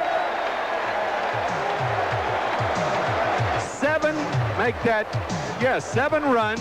It's now 17-5, and you want to stay tuned for the last 3 innings because Darryl Strawberry's got a shot at the cycle. All he needs is a single, and he'll be up again. We're back after this from Budweiser. Had 6 home runs and scored 20, but the Mets coming back strongly to take a big lead as you look at the leadoff batter here in the 6th inning, Keith Moreland, and he takes the first pitch, ball 1. Moreland with a single and a walk. Ron Darling on the mound picks up a strike. 1 ball, 1 strike. Cubs had won 5 in a row against the Mets. Last time that they had won 5 in a row against the Mets was back in 1984 when they won 7 in a row. That was the year they were the National League East champions. And the good splitter there, 1 ball, 2 strikes. You have to be a little concerned, Ralph, even though Darling's pitching with a 12-run lead, about the heat, the fact that he ran the bases as he did. Twice he had to slide into third. 2-2 the count. Darling got in trouble in the 4th inning when he got wild. And then gave up a bases-loaded home run to Jody Davis and a pinch hit home run by Palmeiro. And a full count, 3-2. Orland walked in that 4th inning.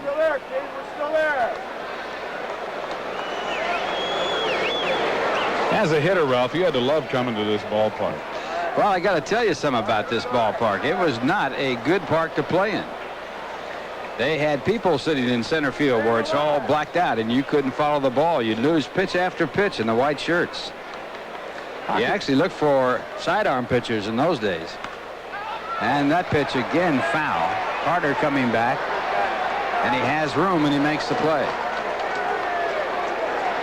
So that batter's eye out there now has made this a great hitter's park. Before that, forget it. Well, how could they get away with not having a backdrop for the hitters? That was back in 1953 when they finally did block out those seats. I was a player representative for the Cubs at that time, also the National League, and I was the one who, through the backing of the players, got that batter's eye put in because it was lethal.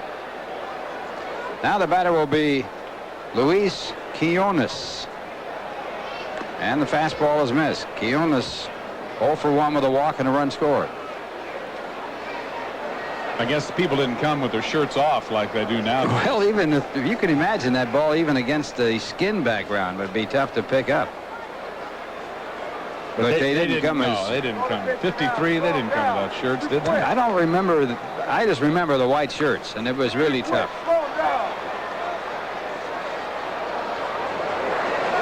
Some of the other parks had areas where they sat in center field. Yankee Stadium was one. They finally got it as a universal rule that you have to have a batter's eye. You have to have an area where you can have a background for the hitters. But it was difficult without that. Again, a foul ball back out of play, so the count stays at 1-2. Maybe there should be an asterisk in the rule book with batter's eye, without batter's eye. But this was really a tough ballpark. Even with the dimensions the same. Of course, when Hack Wilson set the record for the most runs batted in 1930, he had 190 RBIs with 56 home runs, which is also the National League record. He had a different ballpark than they have now. There's a good splitter and a swing and a miss. So Darling picks up his 6th strikeout. Well, so far in this half inning, Ronnie has not showed any ill effects of being on the bases and having to put up with the heat. But it still remains to be seen as to how long David Johnson will let him go. You know, Steve, I played in this park one day. We had a doubleheader, and the first game was played in 102-degree temperature. The second game was played in 60-degree temperature. I can believe it. If you don't like the weather here, just wait a minute. The wind switched around. Instead of blowing from the southwest, it blew out of the northeast, and you got that cool air off the lake. The temperature dropped 40 degrees. And the first pitch to Jody Davis is a ball. Davis with a grand slam home run back in the 4th inning. His 5th career grand slam home run. And another good splitter, and it's 1-1. His 16th home run of the year, and it came off a fastball.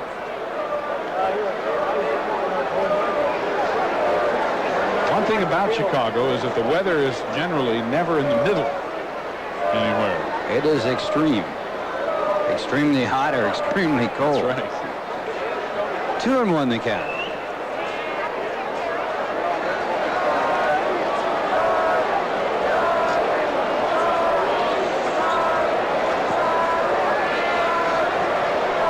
Davis now with 4 home runs and 12 runs batted in his last 8 games.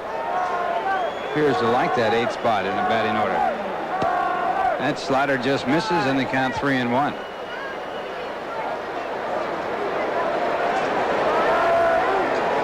Davis has had a good series, 5 hits and 11 at bats. There was no doubt about the grand slam home run. It was hit a mile.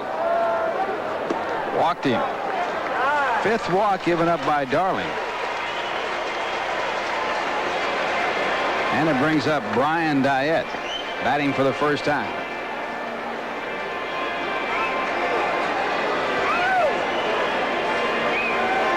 Dayette, hitting .333, has 5 home runs, 18 runs batted in.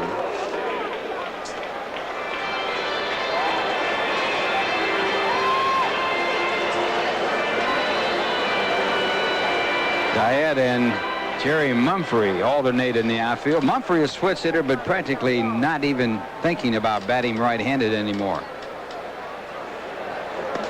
And that pitch is strike. Well, Brian Dayette has certainly made the most of his opportunities whenever he has gotten into a game. If he had enough at bats, he might be up there among the league leaders. And the fastball is fouled away. Strike 2. In the last 8 starts Dayette has made, he has hit .480. In addition to that, against left-handed pitching, and obviously primarily he plays against left-handed pitchers, he's hitting .438 with 5 homers and 15 RBIs.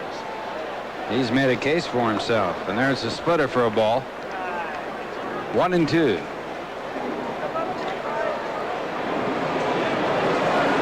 Phillies got another run, so they lead St. Louis 4-2 in the bottom half of the 8th inning. And a swing and a miss, and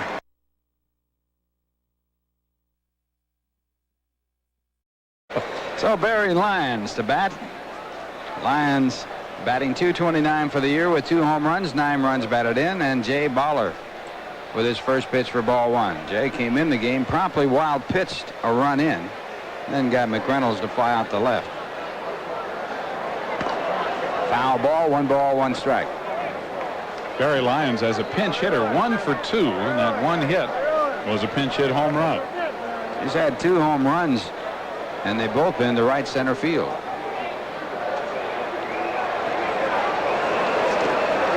And a ball, and it's 2-1.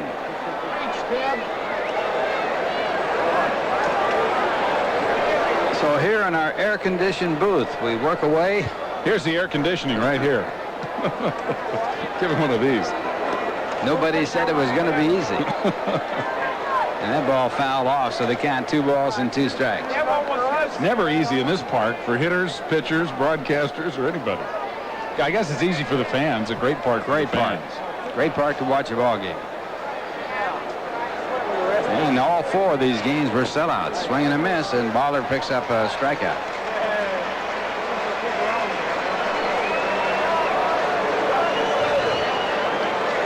Jay Baller with a good low sinking fastball. Barry Lyons goes after it down around the knees, but doesn't come up with it. That brings up Howard Johnson. Howard has walked twice. He has also singled in 2 official at-bats. Howard driving in a run with a base hit back in the 6th inning when the Mets got 7 runs on 6 hits. And that pitch, a fastball, 1 ball, no strikes. Mets with 17 runs, 16 hits. They have cashed their base runners in this game. Fastball for a strike call, 1 ball, 1 strike.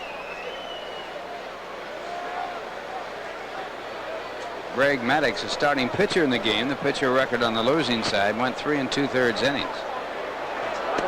2 balls, 1 strike. He was charged with 7 runs. Drew Hall, the 3rd pitcher used. Ed Lynch pitched a 1/3 of an inning, gave up 1 hit and no runs. Drew Hall went 1 2/3 innings, gave up 8 runs on 10 hits. And the fastball for ball 3. 3 balls, 1 strike. Mets with their 16 hits have also had 7 walks.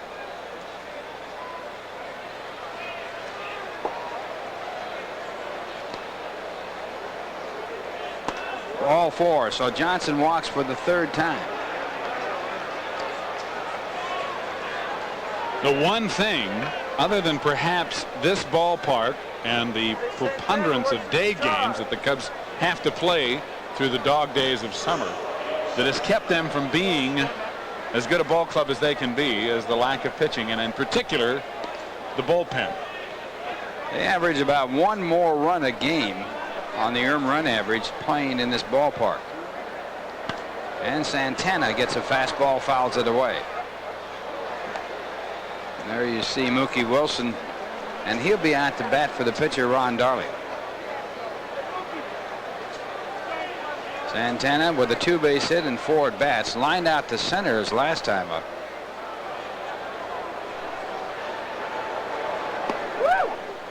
Fowler missing with a fastball, 1-1.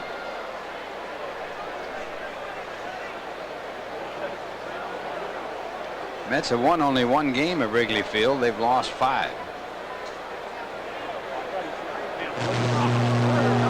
And the runner goes down to second on the wild pitch. So Johnson down to second base in scoring position as Baller makes his second wild pitch. And that's the 3rd wild pitch for the Cubs today, as earlier Drew Hall, who was battered in an inning and 2/3, also had a wild pitch.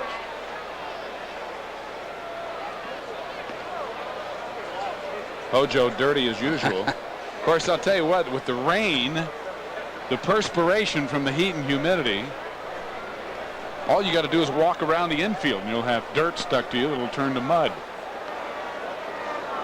2-1 the count to Santana, and the strike call 2-2. 9 inches of rain in less than 24 hours here in the Chicago area the other day. Actually only 12 hours. One of the underpasses leading to the airport had 17 feet of water in it. Cars were submerged in there.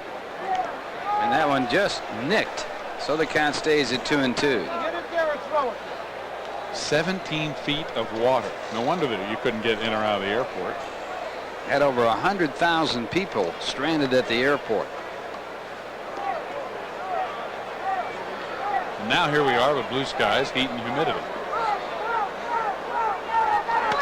And Santana gets a piece of it, fouls it back into the stands. The count remains at 2-2. Frank DePino throwing in the bullpen for the Cubs. He's probably saying, why me? This is where guys in the bullpen start jockeying for position so they can hide from the manager and the pitching coach. Don't ask me to go in there, please. That went way inside, almost gets Santana. 3-2. Mets leading 17-5.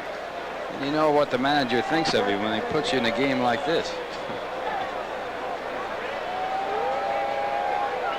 His line, of course, would be, well, somebody's got to pitch. Somebody's got to do it. It's show business. 3-2. Tension, Santana, tension. And it's hit into center field again, right on the line, but right at the center fielder Martinez. So Santana lining out the center once again. 2 men away as Johnson holds at second base. Raffy's hit the ball hard 4 of his 5 at bats, but he's only got 1 hit.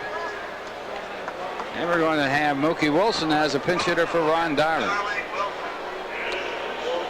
Well, Ron Darling, it appears at least, will win his 6th straight game as he has a 12-run lead.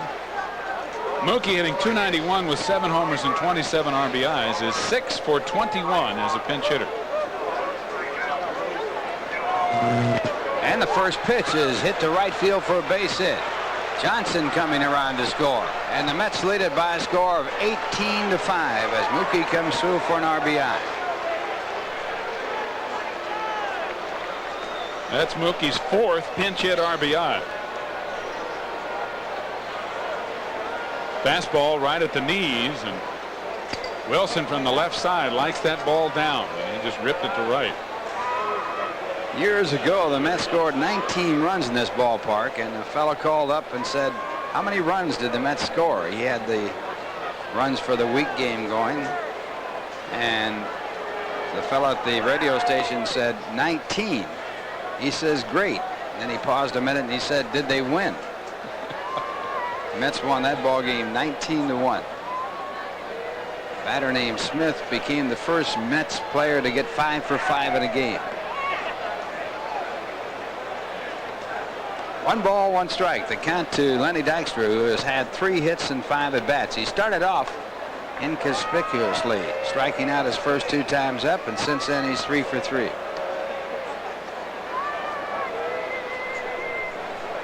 One ball, 1 strike. This ball hit to deep center field. It's way back. way back, going, and it is gone. Goodbye. Lenny Dykstra with a 2-run home run, and the Mets lead it 20-5.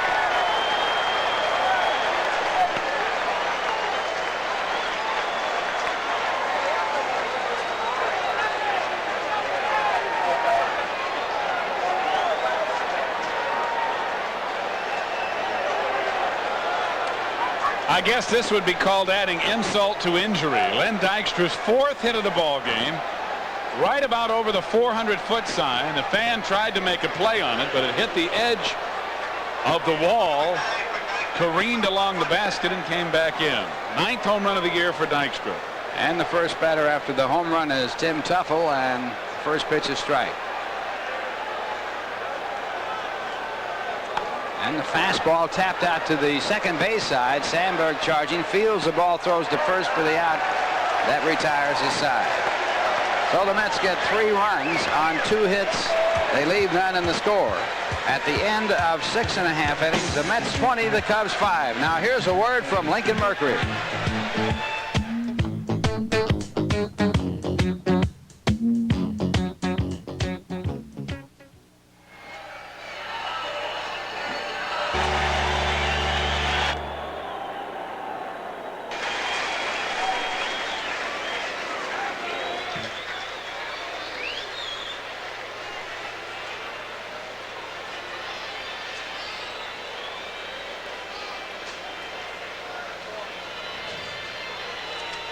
Durham, North Carolina, 27702, or you can stop by your local newsstand this very day.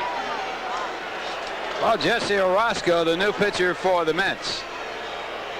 Jesse with a chance to pick up his 15th save. He has a record of 2-7. And his first batter will be Dave Martinez. Mets have made several other changes. Mookie Wilson, the pinch hitter, playing in left field. Magadan has taken over at first base. Lyons is now catching, and Bill Allman's playing shortstop.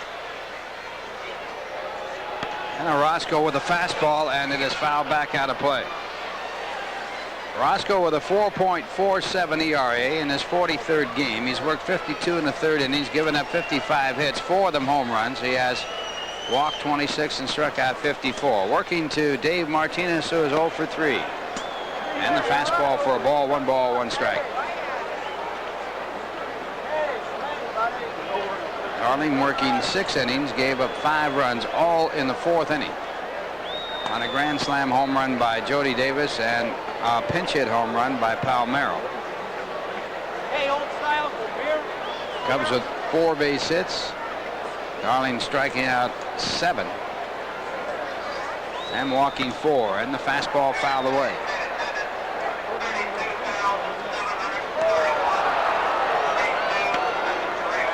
So a crowd of 32,731 paid, and the Mets leading 20-5.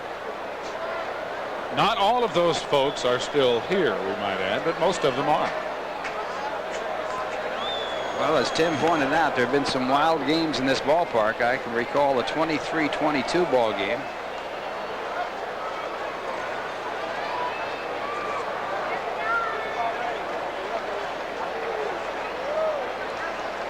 Fabulous Wrigley Field. Martinez, 3 home runs in his last 4 ball games, not including this one, and that pitch of ball, 3-2. This is a ballpark, too, that can change so dramatically from a park where a lot of runs are scored if the wind is blowing out to a real pitcher's haven if the wind is blowing in. A 3-2 pitch, line to right field, so Martinez singles as the first batter against Jesse Orozco. Well, Wrigley Field, known for the friendly confines and also known for a fellow named Harry Carey, who every 7th inning leads the fans here and take me out to the ball game.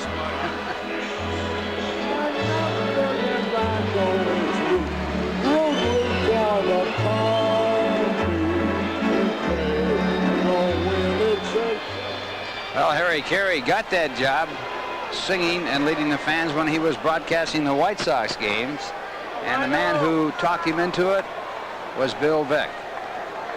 We certainly should be in the Hall of Fame of baseball. You're not kidding. One of the great innovators of our time. This ball bounced up the middle. Allman with his first chance. They get one, but not the other as Sandberg rounds into the forced play. Sandberg 0 for 4 now. Brought a 9-game hitting streak into the game. Sandberg is also, as has Santana, hit the ball sharply. Here, however, not sharply enough for the Mets to be able to turn the double play as Sandberg runs very well. And the throw offline as Magadan couldn't come up with it with the backhand scoop from Tim Tuffle. So Sandberg at first with 1 out, and the batter will be Leon Durham, who has walked twice and struck out.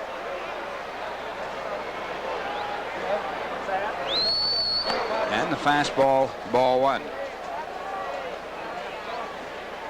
Durham 5 for 10 in this series with a long, long home run. He started the game hitting .356 against the Mets this year. 16 for 46 now with 2 home runs and 4 runs batted in.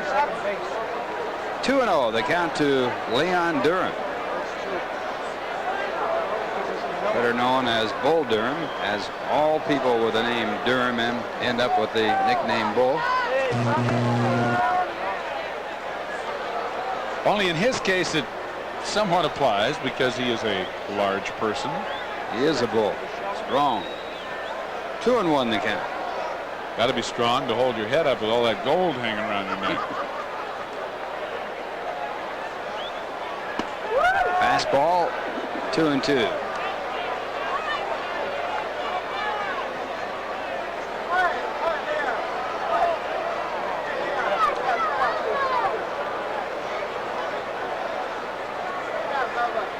Runner at first base. Sandberg not being held on. Magadan way back of the runner, and the curveball missing. 3-2. Sandberg a very good base runner. Proud to be going with his pitch. Even though they're giving him second base, with the Mets leading by a score of 20-5.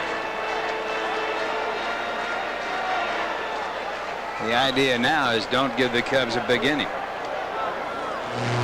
They can peck away all they want. Hard base hit to right field by Tuffle. Sandberg, who is not running on the pitch, goes to second and holds there.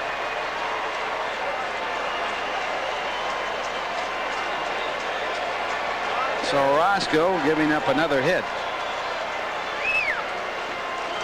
And he's fallen behind all 3 of the hitters he has faced so far. In fact, to both Martinez and Durham, he took him to a full count. And the batter will be Andre Dawson. Dawson 1 for 3. Single to right center back in the 4th inning when the Cubs got their 5 runs.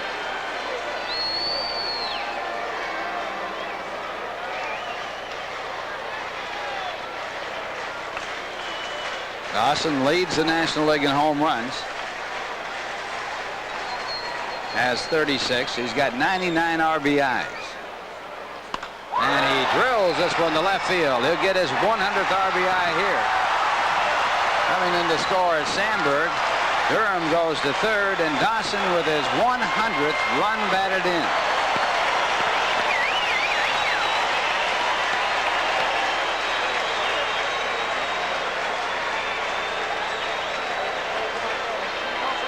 Well, Jesse may be coming into the game and throwing strikes, as he should do in this situation. But the Cubs are taking care of those strikes. He has had 3 balls hit extremely hard by the first 4 batters he has faced. The game's certainly not in jeopardy. But as you said, Ralph, you do not want to let the Cubs have a big inning. They got back into the game back in the 4th with the Mets leading 7-0 when they scored 5. So runners at second and third, and the batter will be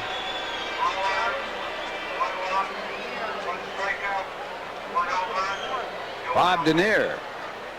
And the first pitch to Denier, a wild pitch, and Durham comes in to score.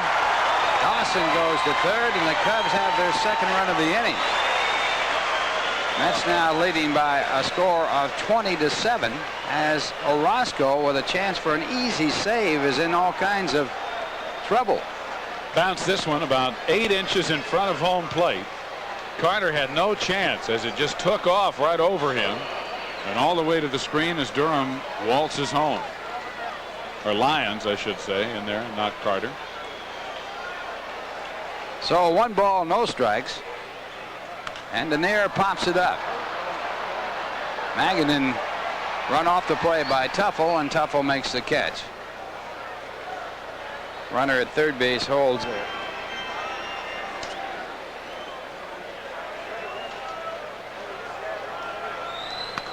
And the first pitch is swung on and fouled back.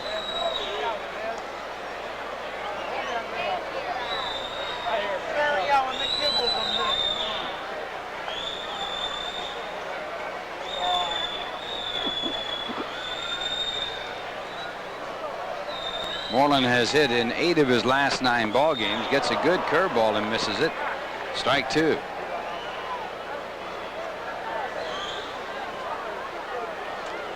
Moreland started his career with the Philadelphia Phillies as a catcher.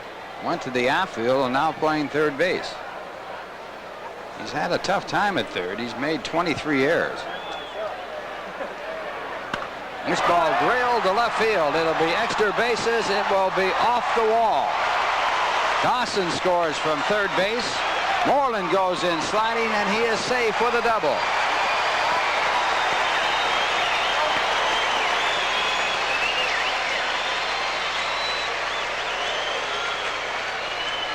Well, Jesse doesn't show much bite on the breaking ball today. He has thrown a lot of very flat pitches up there, and that ball just a few feet short of being a home run, as Moreland was all over it.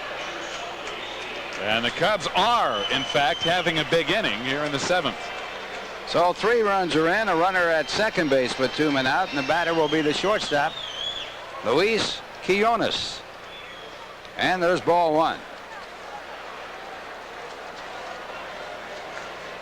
Quinones is 0 for 2 with a walk and a run scored. And the fastball in there called strike. 1 ball, 1 strike.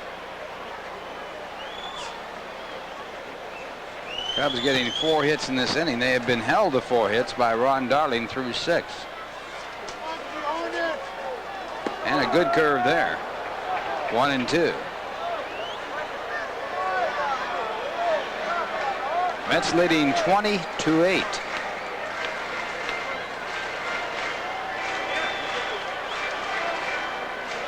Barry Lyons putting the signs down. And a base hit into right center field. Keith Moreland comes in to score. And the Cubs have 4 in the inning on 5 hits, all off Jesse Orozco.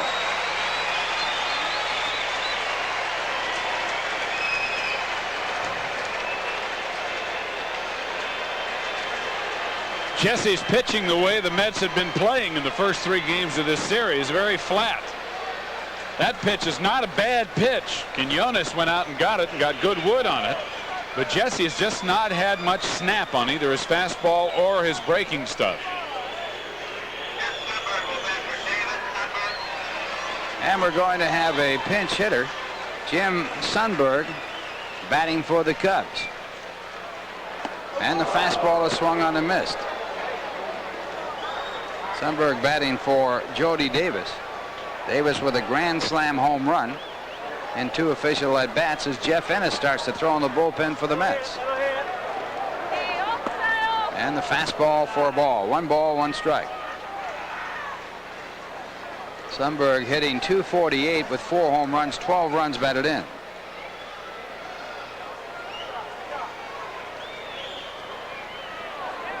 And the breaking ball in the dirt. 2 balls, 1 strike. Oh, and you're staked to a 15-run lead, and you get a chance to pick up a save. That's really a golden opportunity. Jesse on the verge of losing that chance. All he'd have to do is finish the ball game, pitch the 7th, 8th, and the 9th. But he has had a tough time just getting through the 7th. And Sundberg fouls off the fastball. 2 balls, 2 strikes. And the 2 fastballs he's thrown Sundberg may be the best that he has thrown since coming into the game. Maybe. Jesse did not take enough time to warm up and wasn't fully loose when he entered the ball game.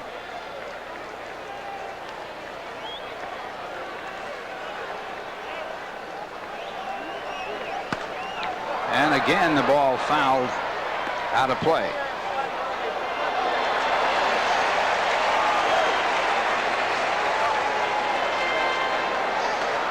Sundberg, the 8th batter that Orozco has pitched to in this inning. If he's not warm by now, he won't be warm. He's almost done. Now the 2-2 pitch. Curveball hangs outside, and it's 3-2. And that curveball an indication of the lack of good break that Jesse's had on the pitches. Lyons reminding him the runner will be going. And this ball is popped up. Tuffle, the second baseman, making the call and the catch, and that'll do it. So 8-man bat. Cubs get 4 runs on 5 hits, and they leave 1. And the score at the end of 7, the Mets 20 and the Cubs 9. Now here's a word from Bud Light.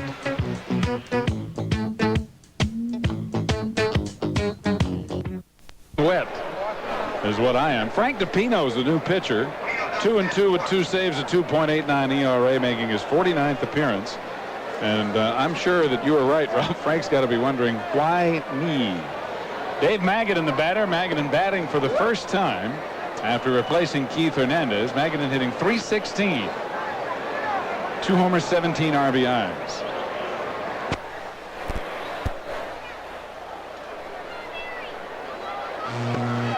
And a fastball at the knees for a strike, and the count 1-1.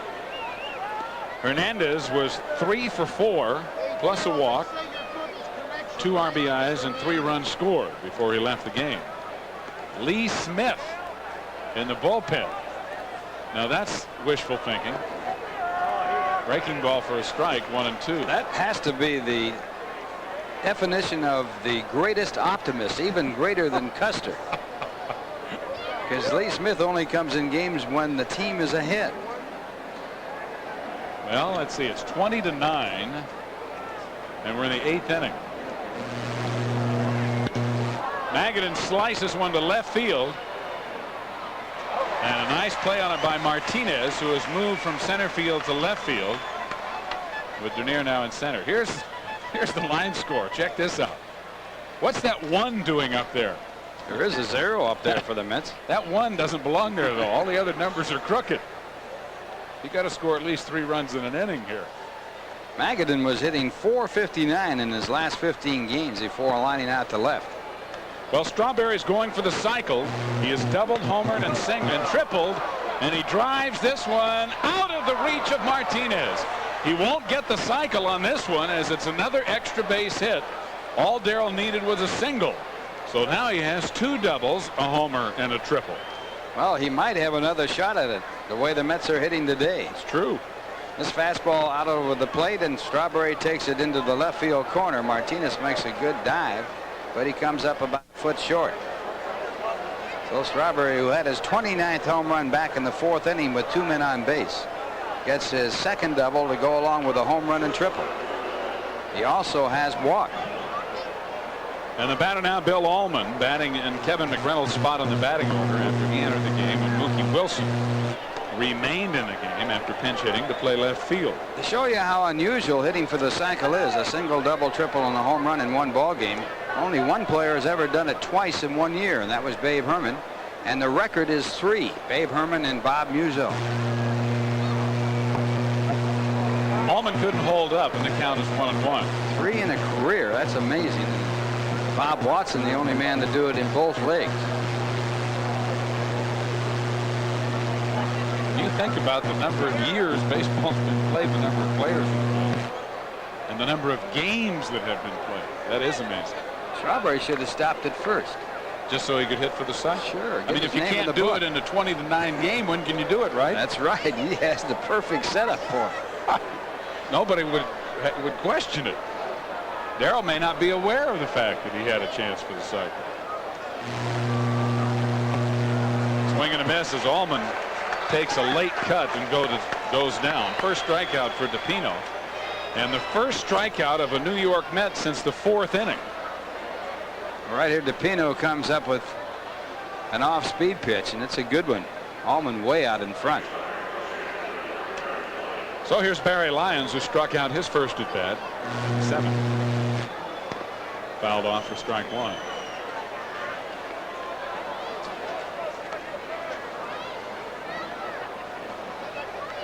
Quinones has moved from short to second. Sandberg's out of the game. So the Cubs with only 3 players remaining.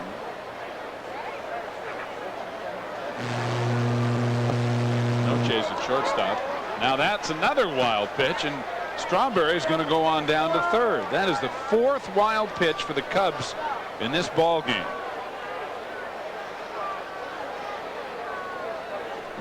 Hall had 1, Baller had 2, and now DePino with 1. And it's going to be scored a pass ball, so Boy, everybody in the act. That's tough. That's a tough backhanded play. Boy. Ripped to third. A good stop by Moreland. A long throw into. No, it got away from Bull Durham. Strawberry scores to make it 21-9. Moreland with a good play, but Durham couldn't come up with the throw. Well, either way they scored, it's a run batted in for Barry Lyons. And we'll wait and see how they do score it. Ball was in the dirt, and Durham unable to handle it. Tough chance for Moreland as he made the great backhand stop and then had to fire in a hurry.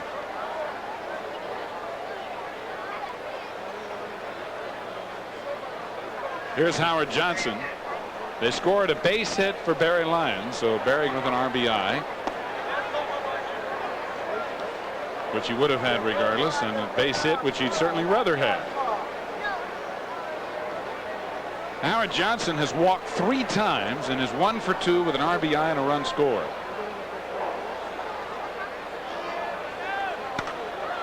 And he hits it high and deep to left center field. It is gone. A 2-run home run for Howard Johnson, his 28th of the year, and the Mets now lead 23-9.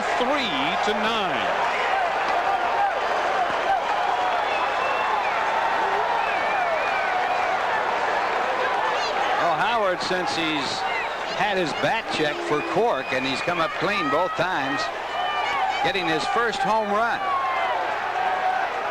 And it says 28th home run as we look at it again. Fastball out over the plate. He gets it up in the jet stream, and it is gone. Strawberry earlier getting his 29th home run, so Strawberry the leader, but 2 RBIs for Johnson, and he leads the club in runs batted in. Hojo now with 77 RBIs. Kevin McReynolds with 74.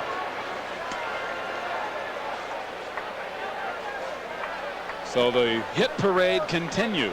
The Mets now with 21 hits and their 23 runs, and the batter will be Jeff Ennis, who is going to replace Jesse Orozco as a pitcher. So Davey Johnson just letting Ennis hit. And Orozco losing the chance for that save we talked about. Jesse did not have a good inning as he gave up 4 runs on 5 hits. He did not strike out a batter nor walk a batter. And Jeff Ennis hits it pretty well to center, but there is Bobby Dernier to make the play. So the inning is over, but Howard Johnson with a 3-run home run. The Mets score. Whoa. John Fierro, the trainer. He's oh, baby. He's talking about what DePino's doing down there in the runway. There goes another water cooler or something. He's ripping something up. Oh, that expression was priceless, wasn't it? Nice going, Billy. I'll tell you, that was great. No doubt about it. Not a word said, but it told the whole story.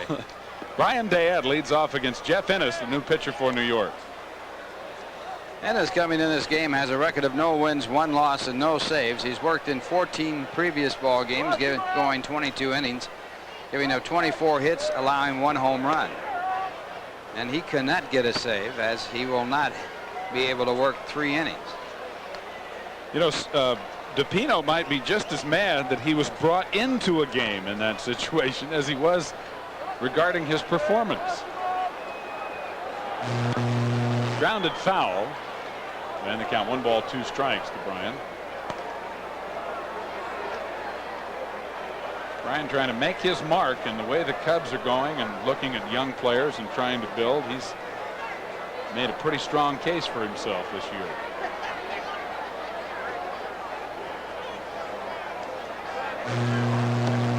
Breaking ball way outside, 2-2.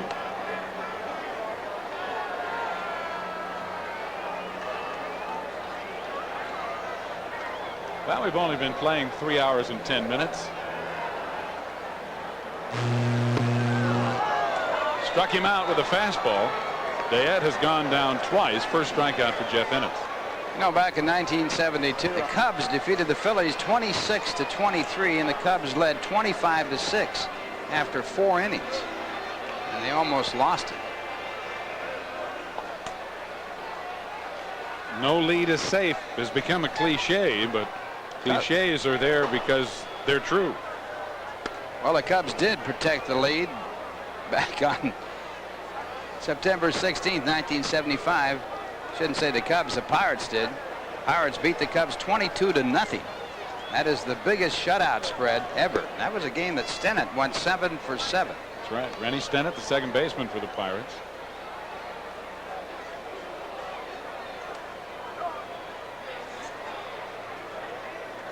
Dave Martinez 1 for 4, singled his last time up. And he takes inside, and the count 2 balls 1 strike.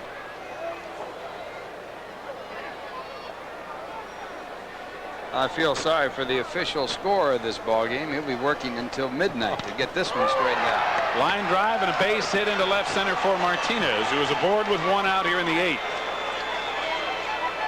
I'll tell you one thing, I'm getting writer's cramp just from keeping score in this game. And there is the stick.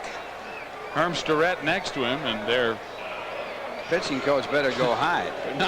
Not having much to talk about here. Got their backs to each other. You told me these guys could pitch?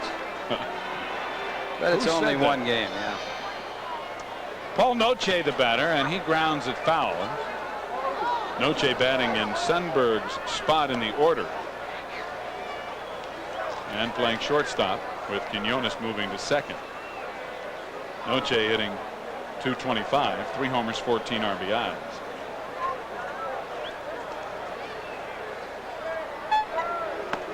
Fastball right in there. 0-2.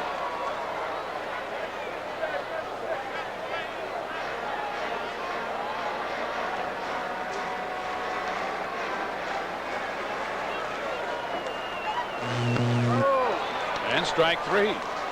So Jeff Ennis has struck out 2 here in the inning. And I guess you could say after that strikeout, buenas noche, huh? Buenas noche. Or you could say, can't think of the word now. Bad night. Mal noche. Malo noche. Drew a blank there. Bull Durham has not drawn a blank. He is 1 for 2 plus 2 walks. He singled and scored in the 7th.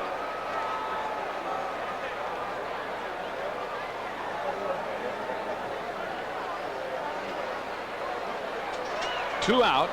Martinez at first. Side away, 1-1. Jeff Ennis, I guess, got his first pinch hitting appearance in the big leagues.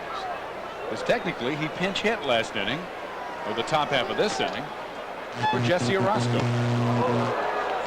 Swing and a miss. That pitch was in Durham's wheelhouse. That'll give him something to talk about years from now. I used to pinch hit. Sir, I was such a good hitter, they sent me up to hit once with a pitcher. 1-2 to Durham. Just a little bit low. 2-2.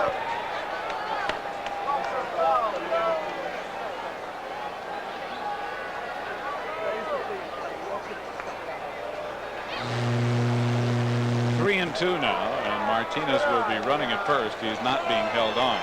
This might be a first, too, Steve, in a game like this. We haven't seen Jay Horwitz one time. And that is because our dear Jay is under the weather. And right to Dave Magadan at first for the third out of the inning. And here's Len Dykstra, who's had a big day. But then who hasn't in the lineup? 4 hits, including a home run. He has driven in 3, scored 3. And a strike call. Well, you're not going to see Bill Webb, we're sorry to say.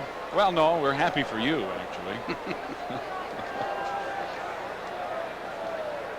Bill has a policy against making a personal appearance or being seen on television. 1-1. Dykstra started off the game like he knew this was going to be a long day. He struck out without a swing his first time up, then struck out a second time up. But since then, he's got it going. 4 for 4 after the 2 strikeouts, including his 9th home run. And he swings right through a fastball. So the count 1 ball 2 strikes. 1 out, nobody on, top of the 9th, and the Mets cruising 23-9.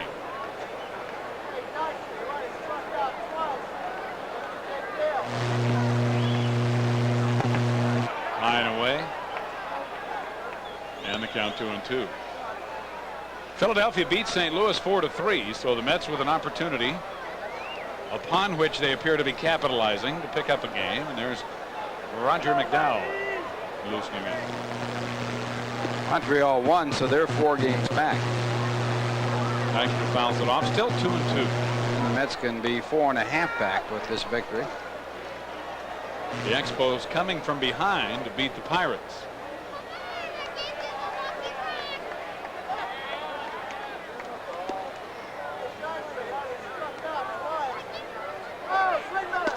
Strike 3 called. Dykstra strikes out for the 3rd time, but he does have 4 hits. Well, this one picks up the outside corner. Good movement on the fastball, and Lee Smith getting his 2nd out. We want to apologize for the technical difficulties that we're experiencing right now. We are correcting the problem as quickly as possible, so hang with us if you will. Tim Tuffle the batter. Tuffle 1 for 2 since entering the game in the 6th inning. Ball 1. I guess the Cubs with an off day tomorrow. One reason why Lee Smith taking the opportunity to pitch an inning, but still doesn't make a lot of sense.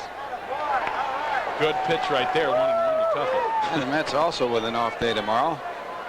Much needed off day. And then San Francisco coming in, starting up Tuesday night.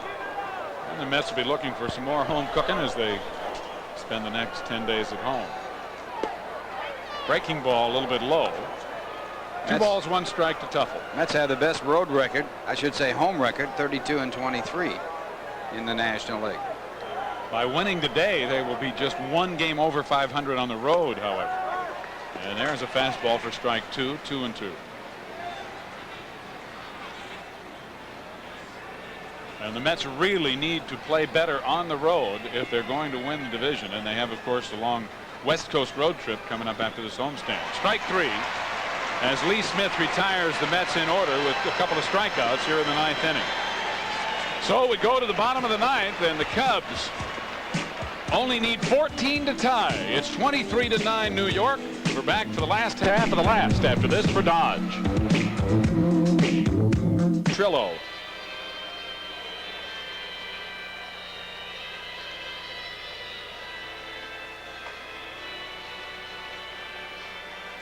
No, Dernier's the next 2. Yeah, Dernier's the next batter. This is a pitcher batter. It's Trio, Dernier, and Moreland. Trio, Dernier, and Moreland are the 3 batters. Tell those guys in New York to keep a scorecard, will you?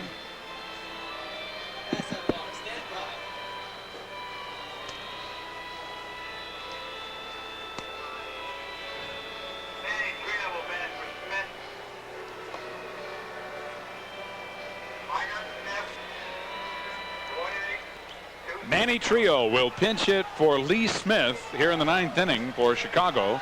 with New York leading 23-9. Trio hitting .298, 8 homers and 22 RBIs, but he hasn't had a lot of success pinch hitting. 4 for 17 as a pinch hitter with 1 home run, 6 runs batted in. That 1 home run won a game against the Mets here earlier in the year. Home run in the 9th inning to win it. Trio will be followed by Bobby Dernier and then Keith Moreland against Jeff Ennis. Ball 1.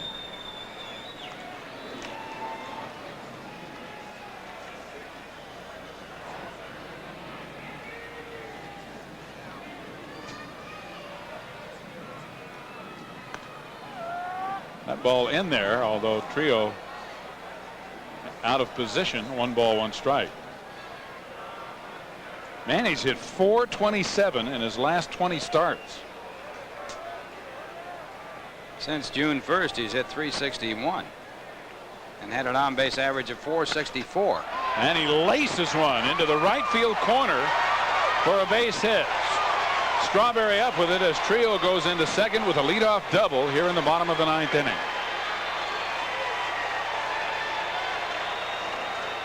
Well, Trio gets a fastball on the outside part of the plate, hits it perfectly, going with a pitch out of that right field corner where Strawberry plays it off the brick wall. So the Cubs still trying to stay alive. Manny Trio's 5th pinch hit of the year. And here's Bob Dernier, who popped out to second base his first time up in the 7th inning. A breaking ball, a slider that caught the outside corner for strike 1. Dernier hitting .372 coming into this game in his last 78 at bats. That one a little too far outside, 1-1. Bob Dernier has been out of the lineup for Chicago solely because he hasn't been able to hit enough. They would like to have him play center field, but with the emergence of Dave Martinez and the good job he's done, especially leading off, Dernier's been on the pine. 2-1. In his 23 game starts, he's had 6 3-hit games. There's no question that the Cubs are a good offensive ball club, and they're not a bad defensive ball club outside of their pitching. They've only committed with 1 error in this game, 87 errors on the year compared to 103 for New York, for example. Right back to Ennis. He holds Trio and then almost throws it away as Magadan has to stretch for it to get the out at first. Well, this is basically a reaction shot.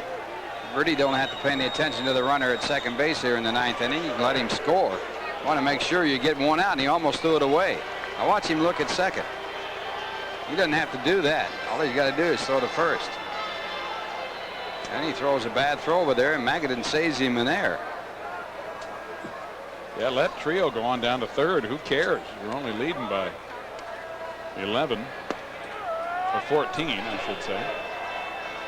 Keith Moreland, the batter. Moreland has had a pretty good day with an RBI, a single, a double, and a walk, and 2 runs scored. Officially 2 for 3. Right back up the middle and a base hit into center field. Now Trio will score as Moreland picks up his 2nd RBI and 3rd hit of the ball game, and it's 23-10 New York.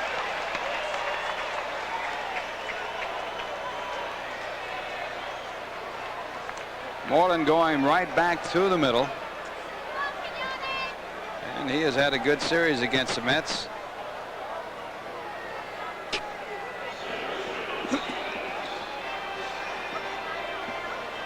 Six base hits and 16, make that 16 at bats. Yeah. Luis Quinones, the batter, and Quinones 1 for 3 with a walk and a run scored and an RBI single in the 7th.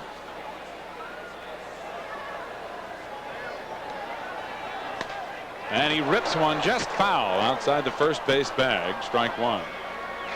1 ball, 1 strike to Quinones.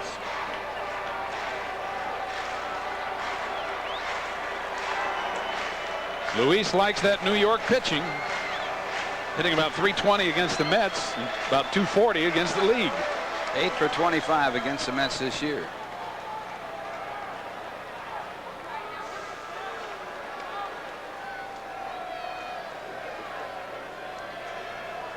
Moreland at first with 1 out. Just outside. 2-1.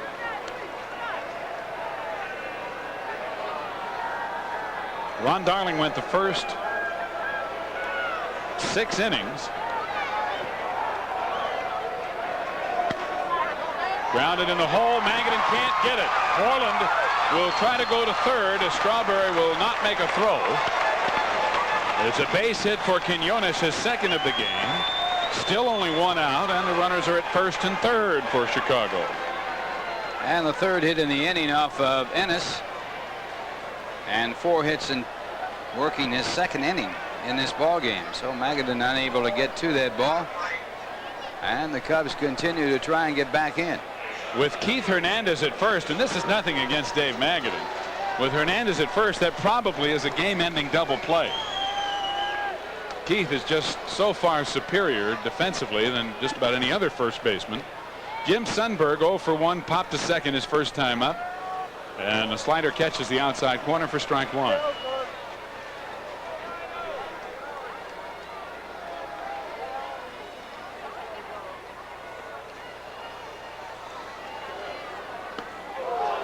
And another good one for strike 2. So Ennis trying to close things out, having a tough time as he's been touched for a run on 3 hits. With only 1 out here in the ninth. Sundberg now is caught in 1,783 games. There's strike 3. Third strikeout for Jeff Ennis, and the second out in the ninth. Gets him with the slider. Ball in a perfect spot on the outside corner. So 1 out to go, and the batter Brian Dayette. Brian has struck out twice. Once against Darling to end the 6th inning, the last batter Darling faced, and then he was the first batter Jeff Ennis faced in the 8th inning, and Ennis struck him out. And there's strike 1. Moreland at third, Quinones at first, but the Mets leading 23-10 with 2 out in the bottom of the ninth. That breaking ball way outside, 1-1.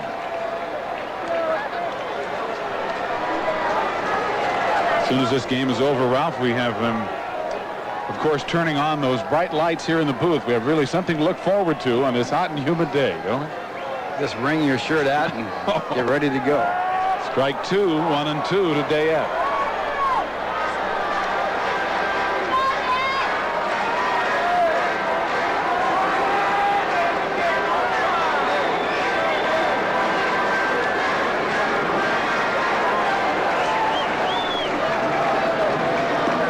Another slider outside, 2-2. Once again, Montreal defeated Pittsburgh 10-7, and the Phillies defeated the Cardinals by a score of 4-3.